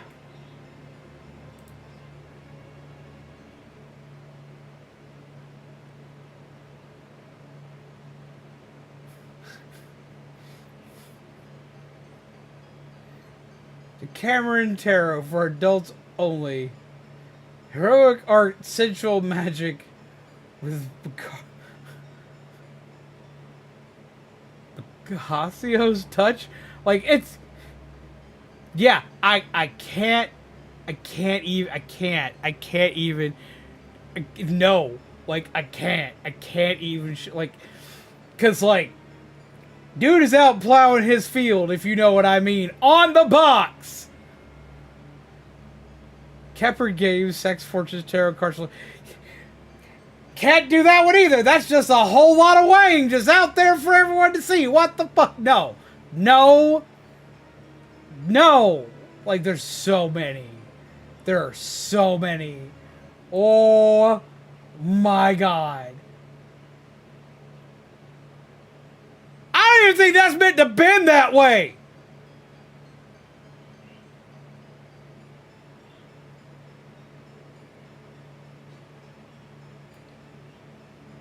Yeah, no. No. It's not. And they just keep getting weirder. I don't even want to know where that one's going. Nope. Nope. Nope. Nope. Not even going to say the name of that one. We ain't, nope. All I saw was a lady and a horse, and I didn't see him doing anything, but I don't want to see him doing anything. It's like I started scrolling down, all I see is like the head of a horse and the head of a woman. And I was like, nope! Safe, we're gone. I don't wanna know. I'm hoping she's just going out for a nice Sunday ride. That's what we're hoping for. I'm interested in the Sonic Tarot you mentioned. That would be Amy's Fortune cards. Originally, it was a Barnes & Noble exclusive, which is where I managed to find mine randomly. But I do think they started selling it on Amazon. I don't have any of my fortune cards or any of my tarot decks in here except for my manga tarot right now, because everything else is in my bedroom. And she's just posting next to the horse, maybe. I hope so. I hope so. I hope so. Because I ain't dealing with it. Here, not sponsored or affiliated with Inside Editions, Sonic the Hedgehog, or Amazon. But if you want to go spend some Bezo bucks on a actually really good, this is probably my favorite tarot deck right now.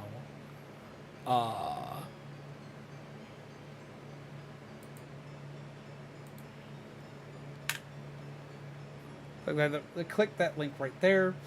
Going forward, because I'm going to be making another tarot card for Dixper when the dust finally settles and it's less hot. That's going to be the main deck I use going forward. It's Amy's deck that I want them. It is Amy's deck.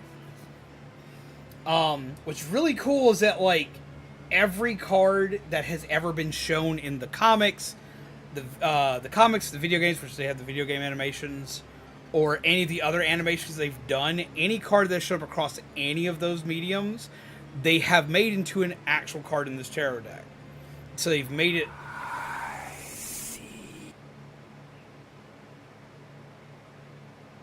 That didn't even finish what it was fucking doing. I don't like that. At the head of bed, but I have crucial knowledge for people like me. Cursed with bad PCs. Lollipop Chainsaw Repopped is going to be on Switch. That is awesome! That is one of those games I will probably own twice. I'll probably own it on Switch, and I will probably own it on PC. I am so excited for that game. I can't even see straight. I will find a way. Played my card. Which card? Did not show. Because I'm in the wrong section for it. So let's go over here. Have a good night, Midna.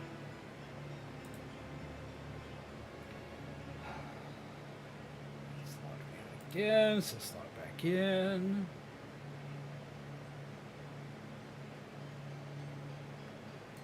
Cards. Dark World.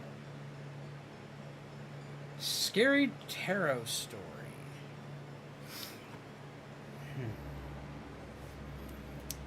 Well, okay. So I've been reading tarot for many, many years. Panda's requested a scary tarot story. I don't have a tarot creepypasta story or anything like that on deck. I haven't really ever come across one. But I do have an uncanny story I can tell about myself involving tarot. But marked it so when I get paid, I'm buying Amy's deck. More Sonic merch. I don't have a problem. You should also look into the Sonic Cookbook because it is absolutely phenomenal. And you can also find it on Amazon as well. And it is probably one of the best cookbooks I've ever had the pleasure of reading. Like, it's just that good. Yeah, no. Okay, so, like, a lot of you have seen what happens when I do tarot reads. It's become kind of a meme, but it's also become kind of like an infamous meme that every time I pull up my Night Before Christmas deck, that it's... people start to panic around here. It's been that way for a hot minute. Where people just start to panic whenever that deck comes out. Because it reads everybody to filth. Like, it tells some hard shit every time. Sonic Cookbook is on my list as well. It is so good. Yeah, I'm kind of like the closet Sonic fan. I have shit tons of Sonic stuff. It's just not a direct line of sight. Like, I got all 3 of my Sonic controller holders. I got like 4 different Sonic statues. I've got a shit ton of Sonic Pops. I've got the first 200 issues of the original Sonic Archie comics. Like, I've been a diehard Sonic fan for a very long time. But yeah, no. So, like, everyone see, like, what happens when I pull out, like, the Night Before Christmas deck. I pull that deck out, I do a reading for it, and, like, it reads everybody to filth. But it also is insanely accurate when shit's about to go, like, horrifically wrong. It is like the deck that, like, if you ask it a question, don't ask it one you don't want an answer to.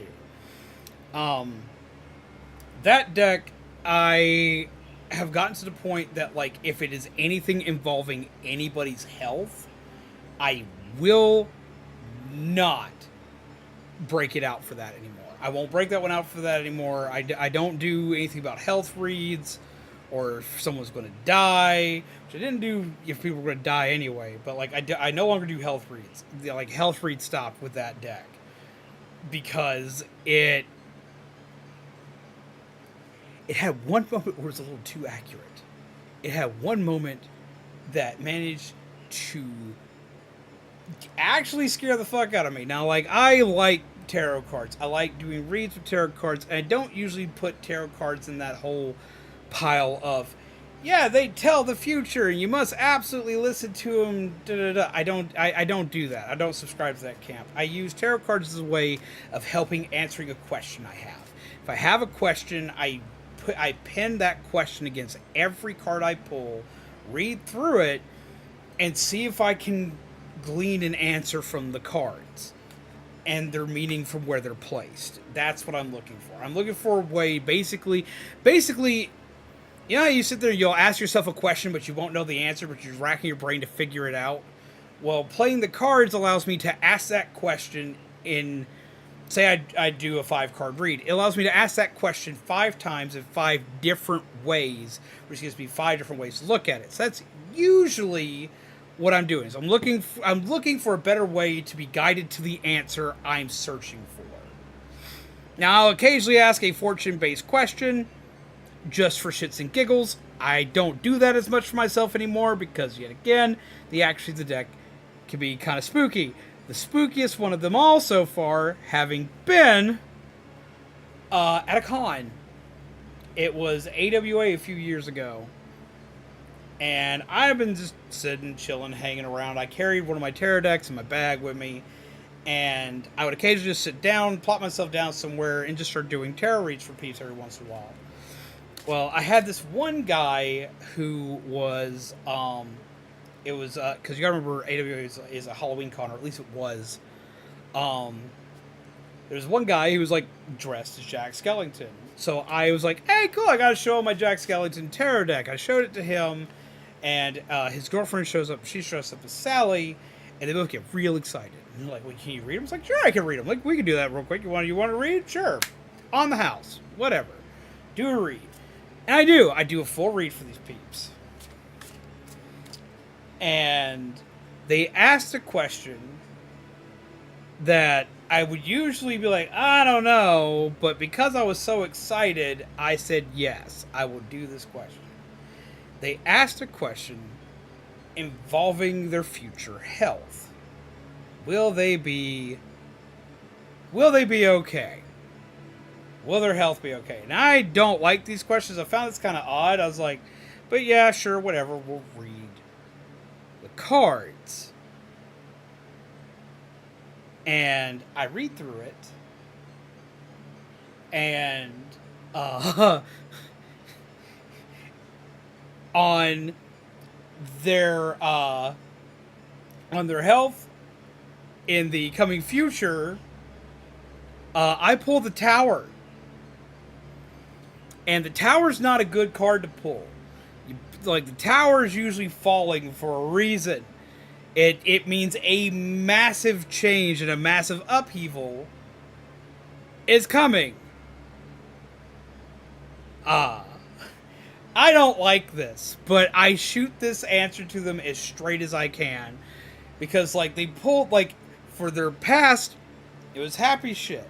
For their present, it was start taking care of finances now. I was like, that's a little ominous. And then it got into the future, and it's the fucking Tower, which is everything's going to go to hell in a handbasket. You're going to be rocked, and you need to be prepared for it. And then I draw forth for the fortune of what to do about it. And it doesn't help.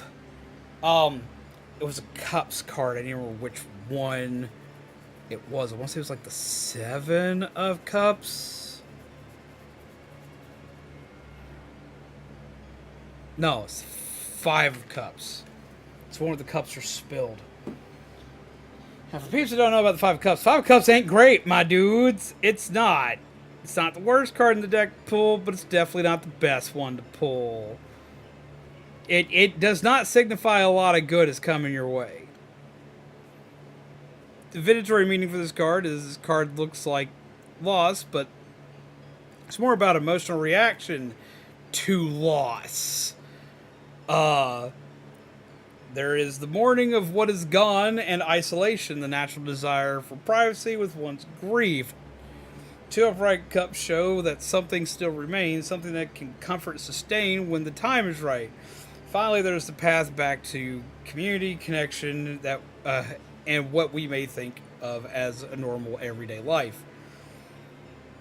So, the reason why I remember this read so well was because of the amount of shock that came with it. Because I did the read, I told them everything in it, and I was like, now look, these are just cards. I've had some weird readings before, and sometimes weird shit happens with them. I'll give you that. But this just seems a little too. It's one of those I wanted to handle this with kid gloves. I did. I read everything to him honest, and then I tried to backtrack this. This is that time when I was at a fucking Pokemon panel, and I was explaining Ash's coma theory to a fucking room full of fucking 12-year-olds, made kids fucking cry, and had to backtrack with the Ash seeing Ho-Oh as the reason why he's actually 10 permanently. This is what I was trying to do. Didn't work out that well. They're like, oh no, well, we've got some test results that are supposed to be coming in soon, which is why we asked that question. I was like, oh no. And, the guy looks kind of distressed and kind of like crestfallen, which has me mortified. The girlfriend that's with them wanted to take down my number in case they had other questions.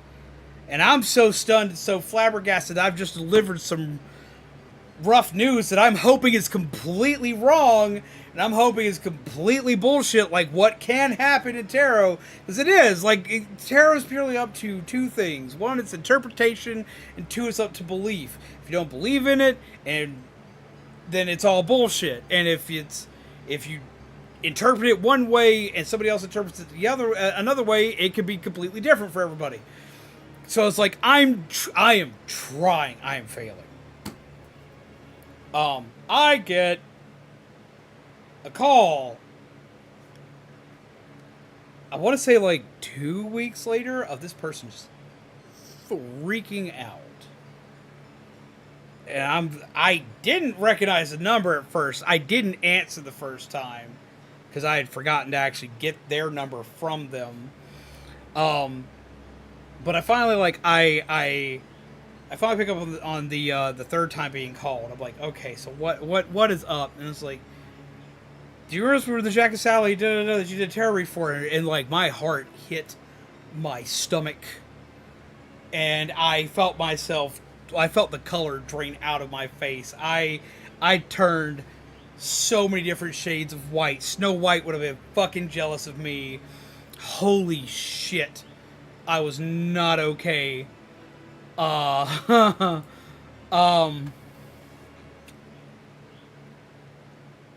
was like, yeah, I remember you guys, and I remember that reading very well. And she was like, it was right. Oh my god, it was right. I don't know what to do. It was right. It's like, calm down. What do you mean it was right? What happened? It's like, he's got cancer. What? And apparently, the dude got diagnosed with cancer. She's freaking out about it. I don't know what happened after that. I have never gotten a confirmation after that. I've never gotten a phone call again from them. I have never heard from them again. I have never seen them again. But to this day, that still fucks with me. Given how the rest of that turned out and I didn't get another call, I don't know if that turned out too well, but I know that pretty much stopped me from doing health reads anymore. We just don't do it. You want to ask about an upcoming job? We'll do it. You want to ask about an upcoming job prospect? We'll do it.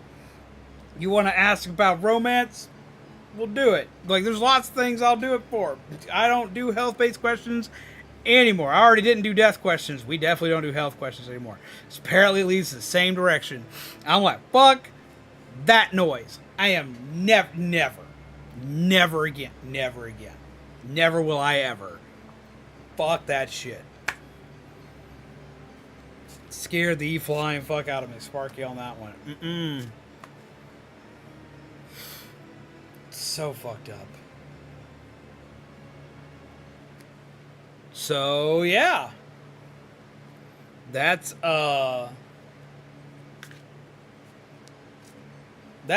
your scary lore story for tarot for the day. Is I predicted somebody was going to get cancer with my cards without knowing it. We're now far more careful of what we do and how we do reads. We're like, let's just not. Let's just not. And it's always that one. It's always that deck. It is the nightmare deck that does it. It holds no punches. It does not put on the kid gloves. Kid gloves come off. It's like, I'm punching you in the face. We're going for it. I'm like, So I'm very careful what I ask that one. Can we ask the cards about my drive Monday?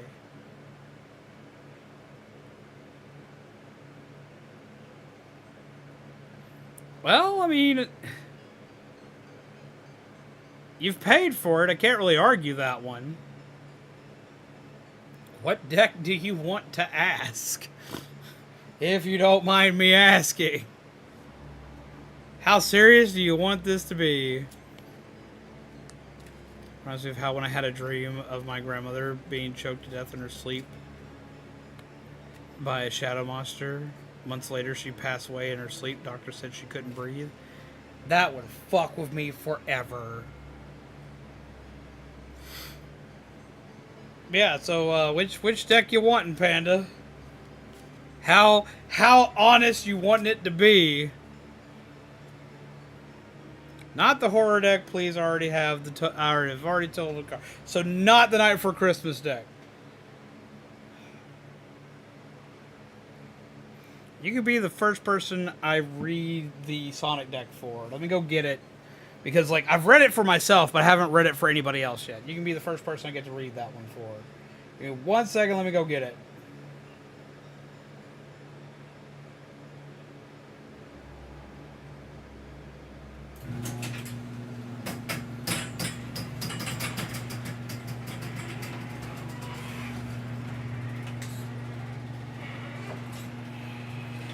Be right back. Let's go get this. Clear me a space to work with too. Let's go get it. Because this one, I do think a little bit different. We'll even break out the candles for this one. It is. Fake candle in the. Be right back.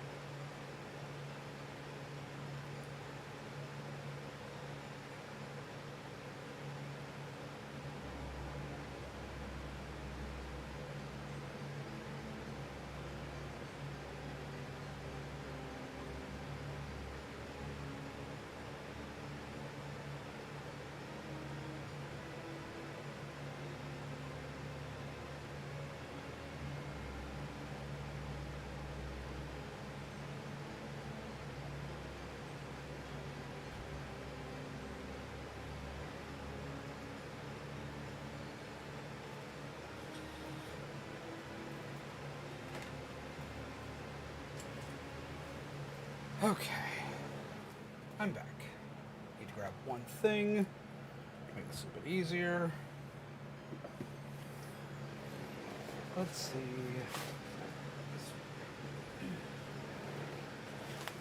I need to eventually get a Sonic themed mat for this deck. So make it. I've seen it. They actually have it at the mall close by. To make the deck a little more at home.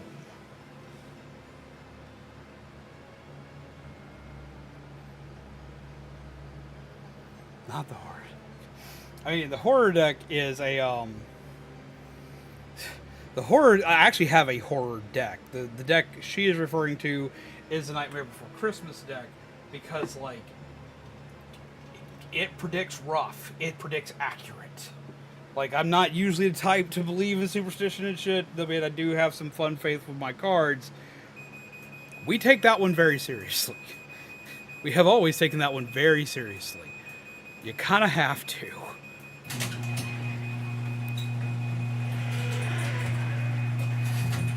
Because when it says something, it means it. And it means business.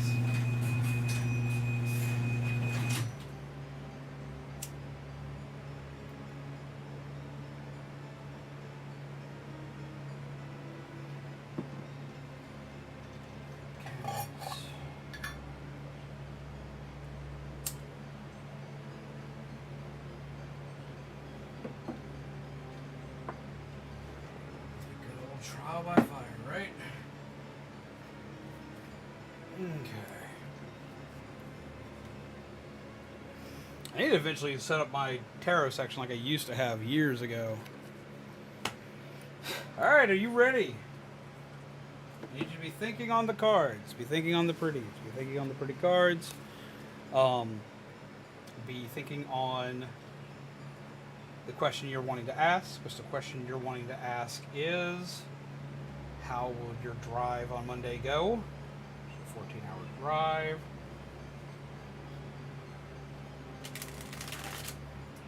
This deck's still very rigid.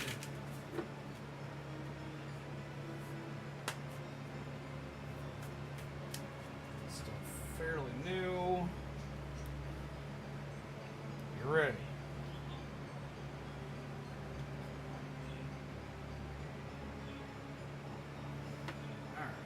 Sure.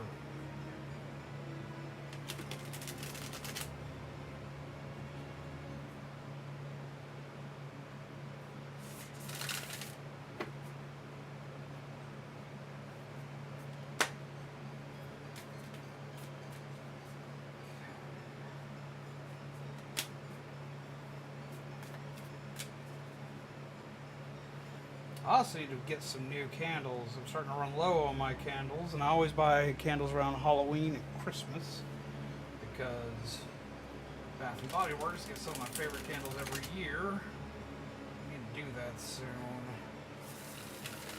Keep looking out for a sale, see if I can catch something. Because I use them specifically for this.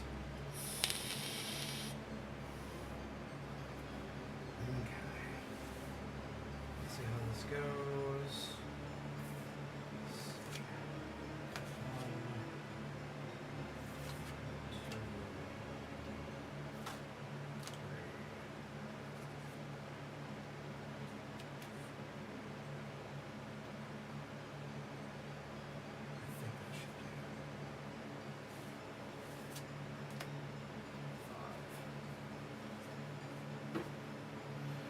Okay, so let's see what we've got.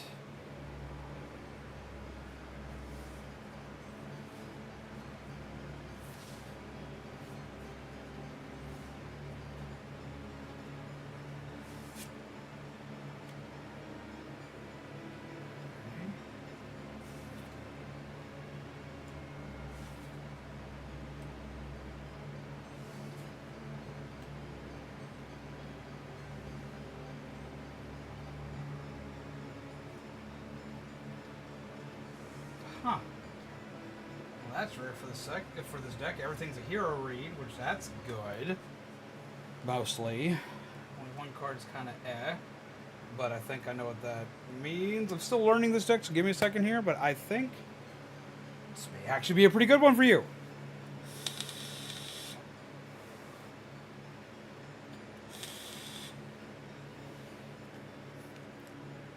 Let's see. So you pulled the hero.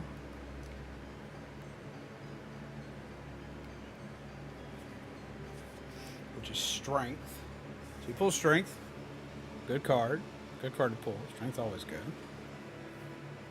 Love the art on that card. By the way, that's really pretty. I like that one. So, card's always about a major influence in your life. Maybe something is pushing you to act. Maybe you found the courage and strength to finally act on something. There's a focus now, a determination that wasn't there before. So essentially, it's going to read like a normal strength card. So, the strength you need is inside you. Be brave as you make your decision and forge ahead. When things get tough or scary, you know you have it within you to overcome. Or if you're doubting yourself, this card is telling you that it's okay. You've got this. So essentially, this is a card about moving forward. It's a card about strength. It's a card about like if you're like nervous about this drive. Essentially, what this is telling you, as long as you keep a level head, it should be fine.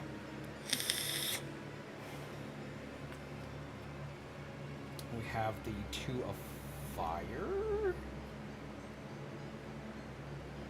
Two of Fire.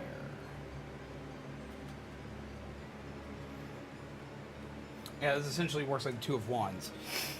You've got a plan, so now it's time to follow through. Which your plan is to leave on this trip.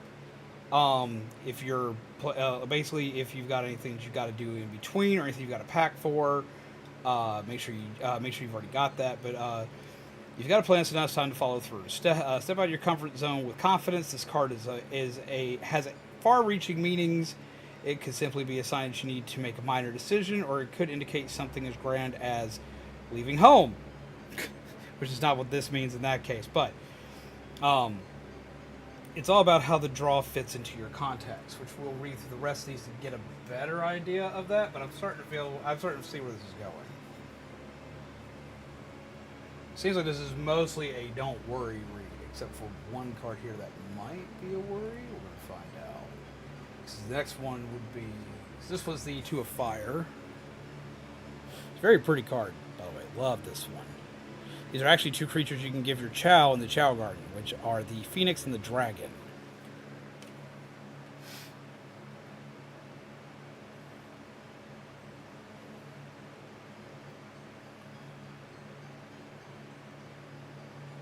So, Five of Rings. Next one up is the Five of Rings. It's Sad Bear. And usually rings are pentacles in this deck. This would be the Five Pentacles. You're in a tight spot because you don't have what you need at the moment. Unfortunately, the world keeps turning, so you need to think of something quick. Look at what resources you have and see what you can do to get by right now. I think that's going to make more sense for the card that's played next. So that's talking about resources and the like. Next one would be the Eight of Fire.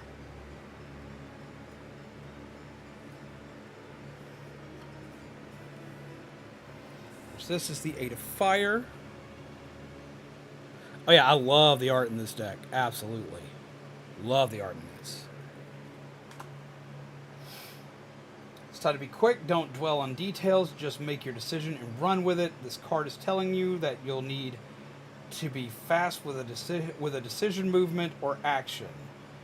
While it's usually good to stop and consider your options, you may not have the luxury right now. Last card is the Four of Rings.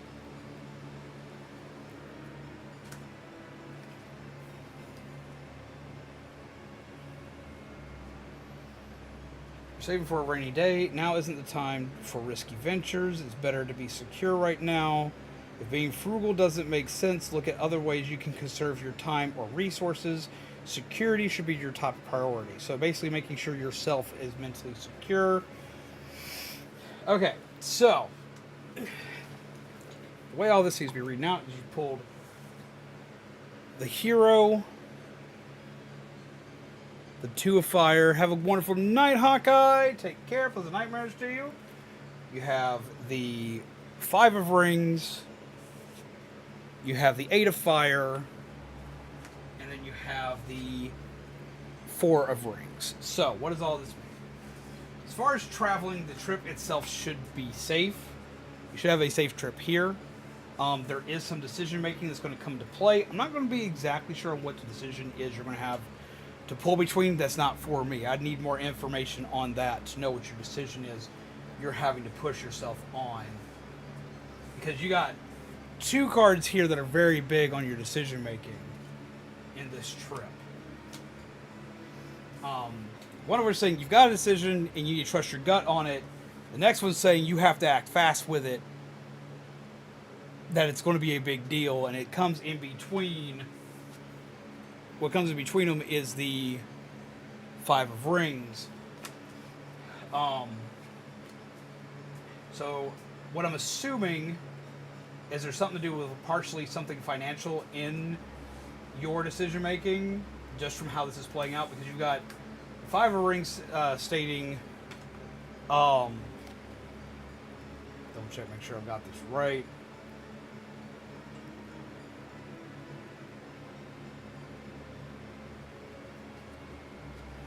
You've got the 5 of rings stating that you're in a tight spot, which could be a tight spot in anything.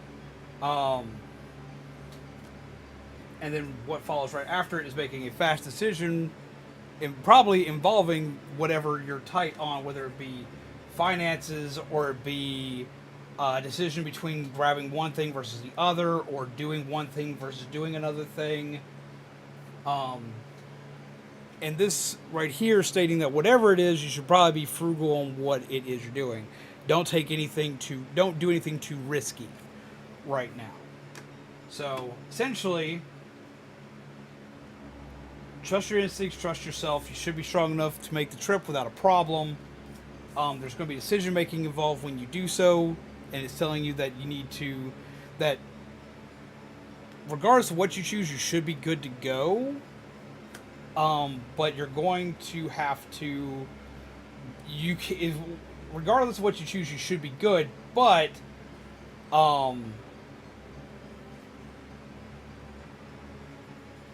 regardless of what you choose, you should be good to go, but you have to stick to it.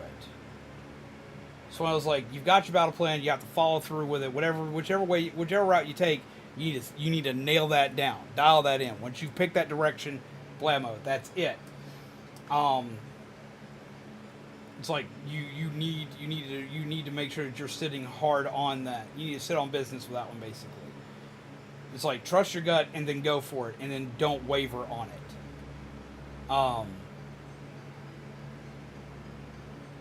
The tight spot could mean that there may be a counter to what you're trying to do, what your battle plan is.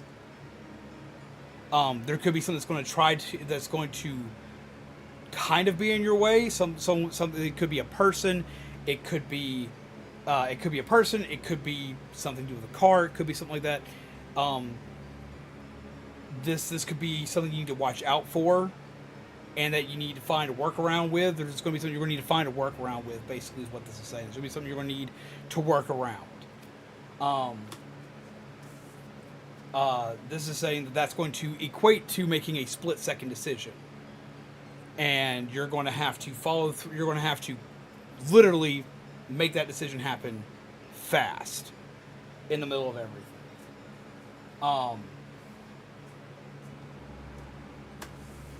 And then, regardless of what that is, be careful of taking risks. It's not the time for risks. So, should be good. Follow your gut, follow your intuition. Stick to your plan.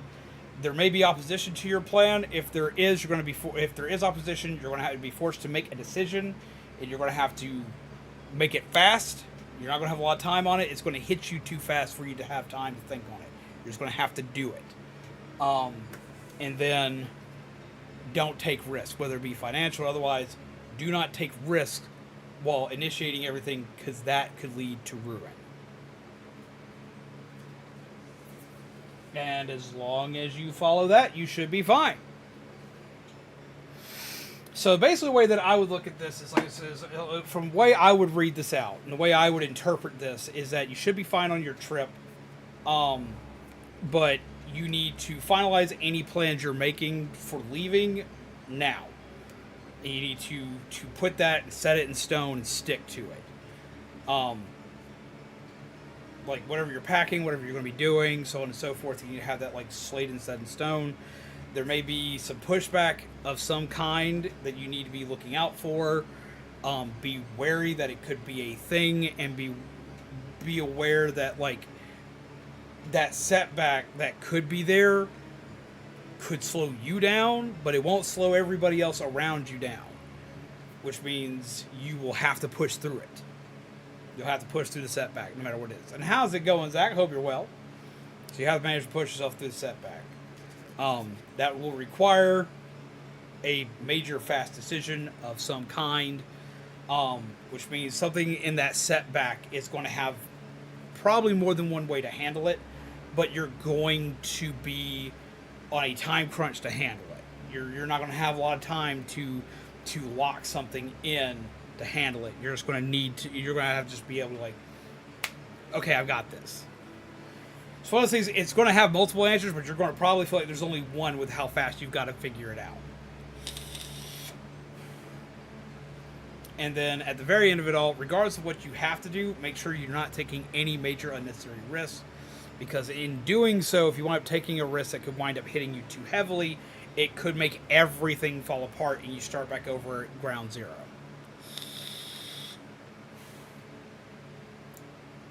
So that's what I've got from this.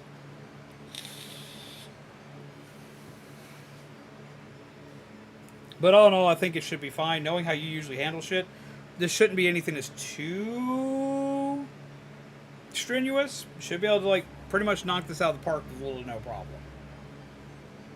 And how you been, Zach? I hope you're well. Hope you're doing well tonight. I hope you're having a good day. What are you up to, friend? So yeah, not a bad read for the first read of this. I'm still getting the feel for this deck. I need to do a full interview for this deck soon. Kind of get a better grasp on things. For what it can and cannot do, what its strengths and weaknesses are.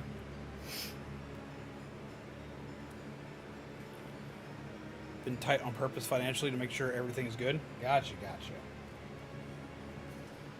So it sounds like it's just reiterating shit you're already doing and going through. It's probably...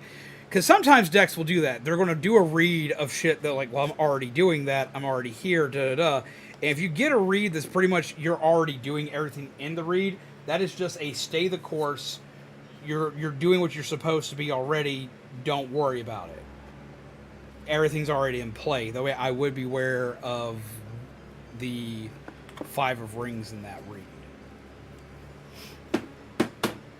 Yeah, eventually I'm going to have to get that one a Sonic mat. So I think that would be fancy. I found one at one of the stores in the mall. I may wind up on a paycheck grabbing that. We'll see. So one thing you're worried about, what would that be?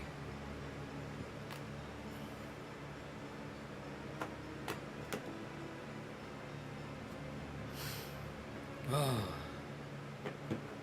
I love the artwork in that deck, though. That deck is rapidly becoming a favorite of mine.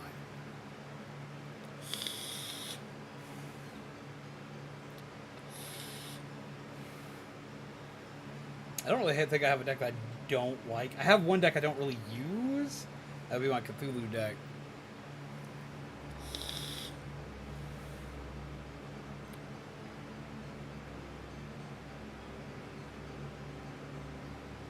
White smoke. I just remember what that meant.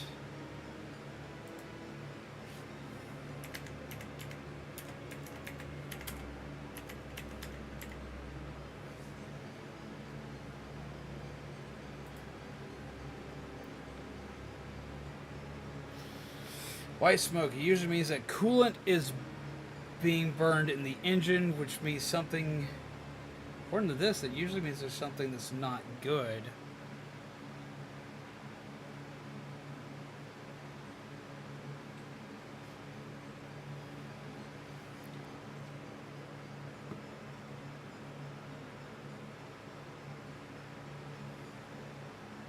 Is carbon buildup for me only driving 2 times a week? Let's see.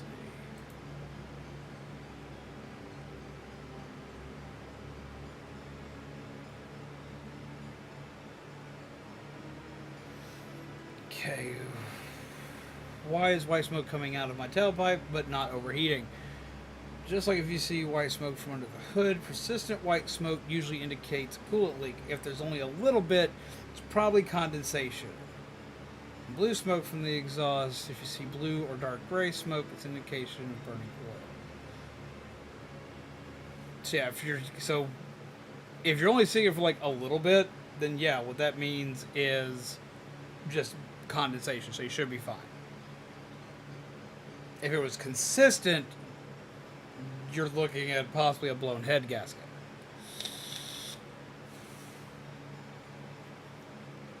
So yeah, it should be fine. By the power of Google! I was supposed to play extra chapters, but like I started talking and just never stopped. I'm sorry, guys. Oh. So how is everybody? Yeah, I was fearing the head gasket. Well, from what this shows, considering it's just a little bit and it's like not staying consistently, it should just be condensation.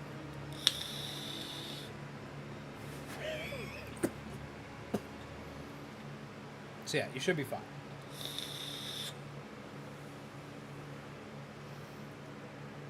I hope everybody's had fun tonight. I hope everybody enjoyed the random terror read that happened. I hope you enjoyed finally getting to see the ending of Corpse Party. The first half, I had just put $1,500 into my car for new tires. It was like, oh hell no. Yeah, I'll be freaking out about that too.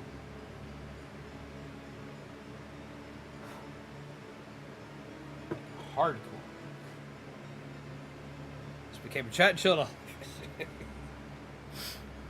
Well, see, that's how a lot of my streams used to become. Like, back when I first started this, I was, especially while playing Danganronpa and while playing Persona 5, I used to feel so bad because peeps come to watch the game, and I would have moments where, like, it was worse. It was the worst during Persona, where it's like, I'm supposed to be playing for 4 hours, and I will spend the first hour playing, and then I spend 2.5 hours talking, and then I spend the rest of the time playing the game again.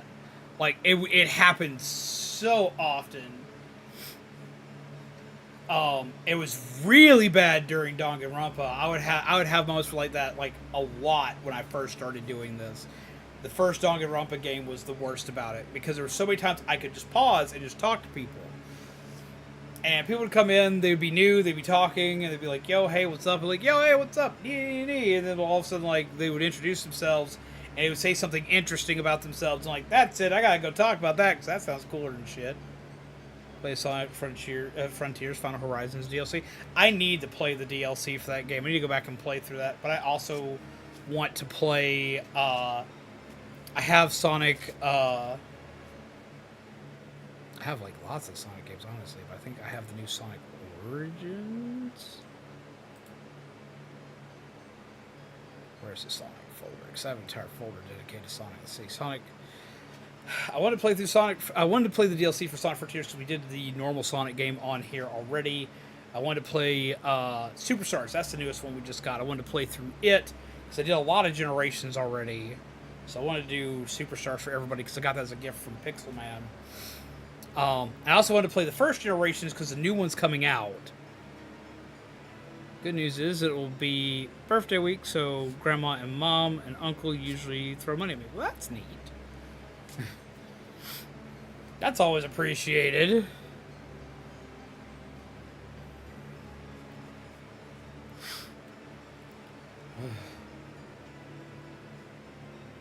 But yeah, no, I need to play that DLC, like, really bad.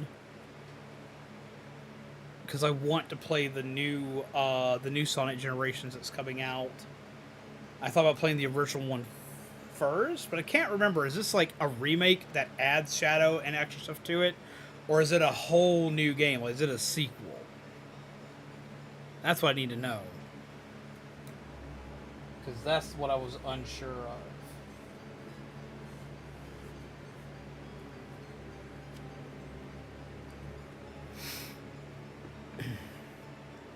He's from Fish Frontiers as well. I'm stuck on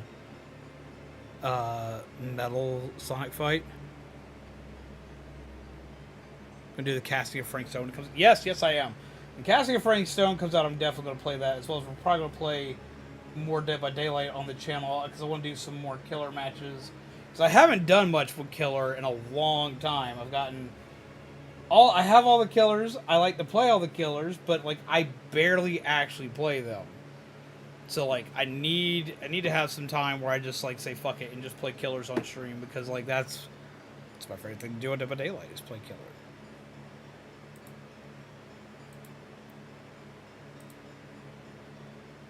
Especially considering somebody here was a ween and gave me the new Dracula DLC. Should have posted that. Should have posted what?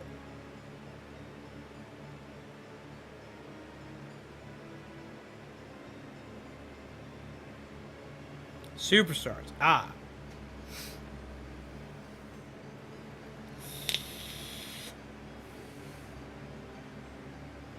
Also, blackout mode is back. What is blackout mode again?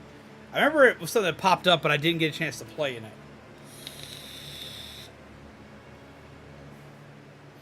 I want that new skin for the dredge. So that just fucking looks horrifying. For me, that is a nightmare, because like I'm allergic to that motherfucker 3 ways from Sunday. Everything's right. Since where everything's like the dredge mode. Plus, I need to play the new, like, dredge updates and patches. Like, hardcore.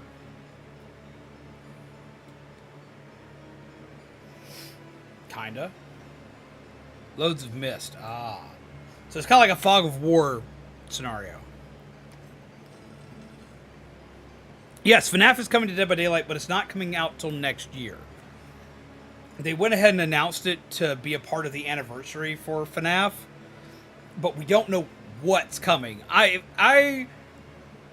know what I would like to see, what I would like to see would be a killer that was essentially you're playing as most of the animatronics, and they're like scattered throughout the map, and you just jump between which one you have that's active.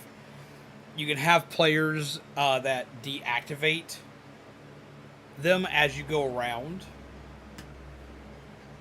You have survivors that go around deactivating them, so basically you can't teleport to each one. But make it where if you are if the killer's teleporting to it, kind of acts like a springing mechanism where they jump scare you and they grab you and they put you on their shoulder and they get to go ahead and take you off. I think that would be hilarious. I think it'd be a lot of fun. I think it'd be really cool. But I know what they're probably going to do is they're probably going to give us a spring trap as a killer. That's going to be the most likely, because like Afton's the bad guy, so that's probably what we're actually going to get. Is spring trap's going to be the killer, especially after Into the Pit just came out. I'm predicting that's the route they're going to go with it. Is that's going to be it. The only other character I could see them actually they could technically use Baby, they could use Ennard, they could use Springtrap, or they could use Vanny. These are the only characters I could think of them using, and the most likely one of them all, the one who fits all the molds, would be Springtrap. That's the one I could see being the thing. It's not the route I would go with, but it's definitely the one I could see.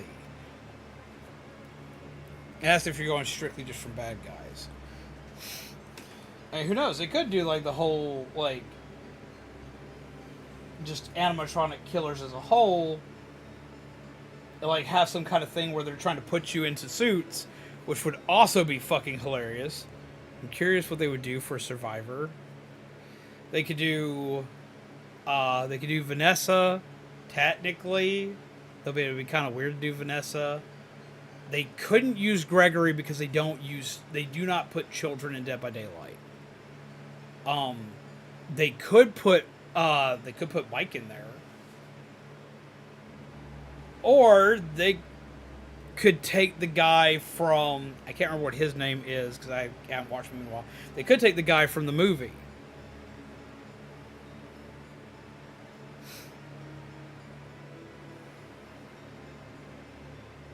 I wonder when that next movie's coming out.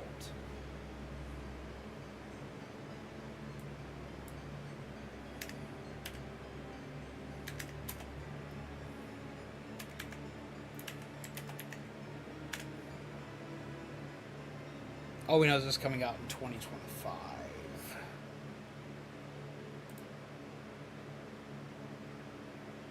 We have a date.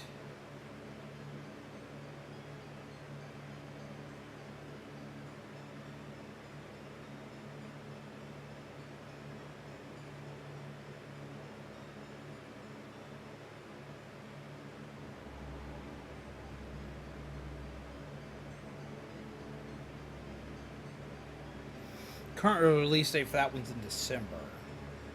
December 5th.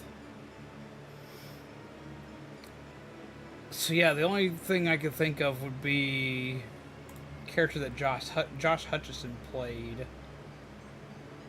So let's see.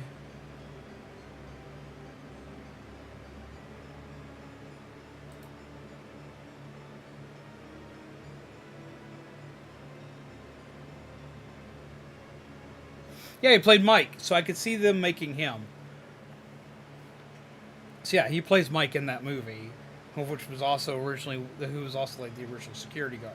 So yeah, I can see them making Mike the survivor. That would make the most sense to me, is making Mike the survivor. So you need to watch the FNAF movie. It's worth the watch. It is worth the watch. I enjoyed it.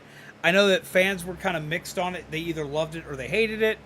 And I know that a lot of moviegoers were kind of like up and down on it, but I personally thoroughly enjoyed that movie. I didn't think I was going to, but I did. I also, though, went into the movie expecting it to be kind of a B movie, and it performed over being a B movie in my personal opinion.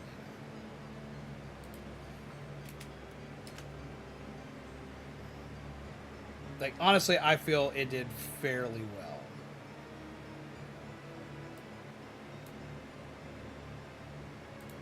I did not hate it.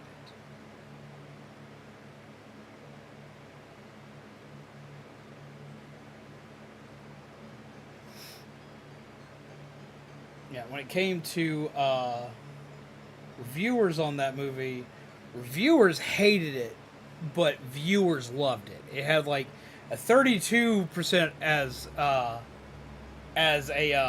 movie critic review, but it had an 87% for viewers to go watch it. Do you have any complaints about the movie? My only major complaint about the FNAF movie was them trying to do too much in one film.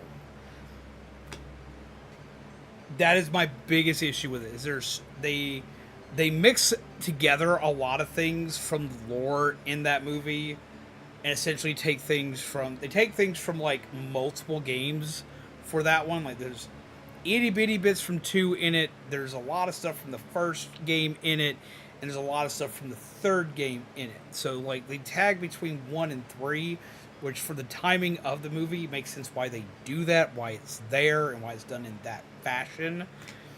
But that's pretty much my biggest complaint about the movie, is they tried to do too much, but at the same time, given the amount of lore that's in this franchise, they try to put in too much with too little time to do it. So given the amount of time they had, I don't think it's too bad, but that is my complaint about the movie, is that there's too much going on to keep track of. There's too much telling instead of showing, because it's supposed to be show don't tell. There's so much telling in the movie that's just like throwing it everywhere, every which way, rapidly. I still don't hate it. I mean, it's still pretty cohesive. As a fan that has only watched others play, I'm sure I'll enjoy it. I'm not the biggest fan of scary. My favorite horror franchise is The Evil Dead, as I like the protag with teeth when it comes to horror. First off, I definitely suggest watching the movie. If you're a fan of it, especially if you're a fan of watching Let's Plays, you'll love the movie. Second off topic from FNAF, but since you like Evil Dead, there is a new 2D side-scrolling horror game that's coming out that's not scary. There's two that are coming out. They're coming out at the same damn time. It's Halloween. Like Michael Myers Halloween. You're playing as Michael Myers, and it's kind of like a side-scroller, almost beat-em-up style game, similar to like Splatterhouse. But it's got a companion game that is Ash versus the Evil Dead. And you get to play as Ash going through the entirety of his game. And if you get both games, you have save data for both games on it, you can put Michael Myers in Ash's universe and Ash in Michael Myers' universe. It looks amazing. I want to play it. It is very much like early 90s kind of style game. And I'm excited for it. I've been excited for it for like the past, I want to say 2 weeks. Since Shaman found it and showed it to me. And I'm going to be all about it. So if you like Ash the Evil Dead, there's a game for that coming out. Which means there already was a game for it. There was a Dead by Daylight style game for it. But this is going to be a shit ton of fun. So happy that Pizza Tower is on the Switch now. I still need to play Pizza Tower. I think it looks interesting, and after seeing the Switch port for it, it looks hilariously fun. It looks like it's got like a lot of Sonic feel to it, so like I need to play that. But it's hit 2 o'clock. I have gotten on a ramble and ranting phase. I didn't even finish these additional missions like I was going to because it's freaking hot. So instead, I just made it more hot in here by just talking constantly. But it's about 2 o'clock. I'm going ahead and end for the night. We will be back tomorrow. Try to be on earlier tomorrow. Still trying to work this whole scheduling thing out. We will be kicking into another spooky game. I'm not exactly sure which one yet. I've got a long list of stuff I've been trying to catch up on. It may be the next Corpse Party. It may be Dead by Daylight. We will find out tomorrow. But I'm going to go ahead and crash for the night because I need a nap. I've had fun tonight. I'm glad I finally fucking beat this game and got the good ending on stream because I've done it before but never managed to do it on stream. And I've played this on stream before, so I was very hype and happy, excited for this. But yeah, we're going to go ahead and crash tonight. I need to get some rest. We're going to come back and do more of this. We're going to play something tomorrow. Something spooky tomorrow. I will keep you updated. Or I'll try my best to. But as you all know, Zombies Go On, Coffee Fuel, Gingerbread, Undead. This has finally been the true ending to Corpse Party. Remember to take care of yourselves, take care of each other. As always, pleasant nightmares. And I will see you all again very soon. Man.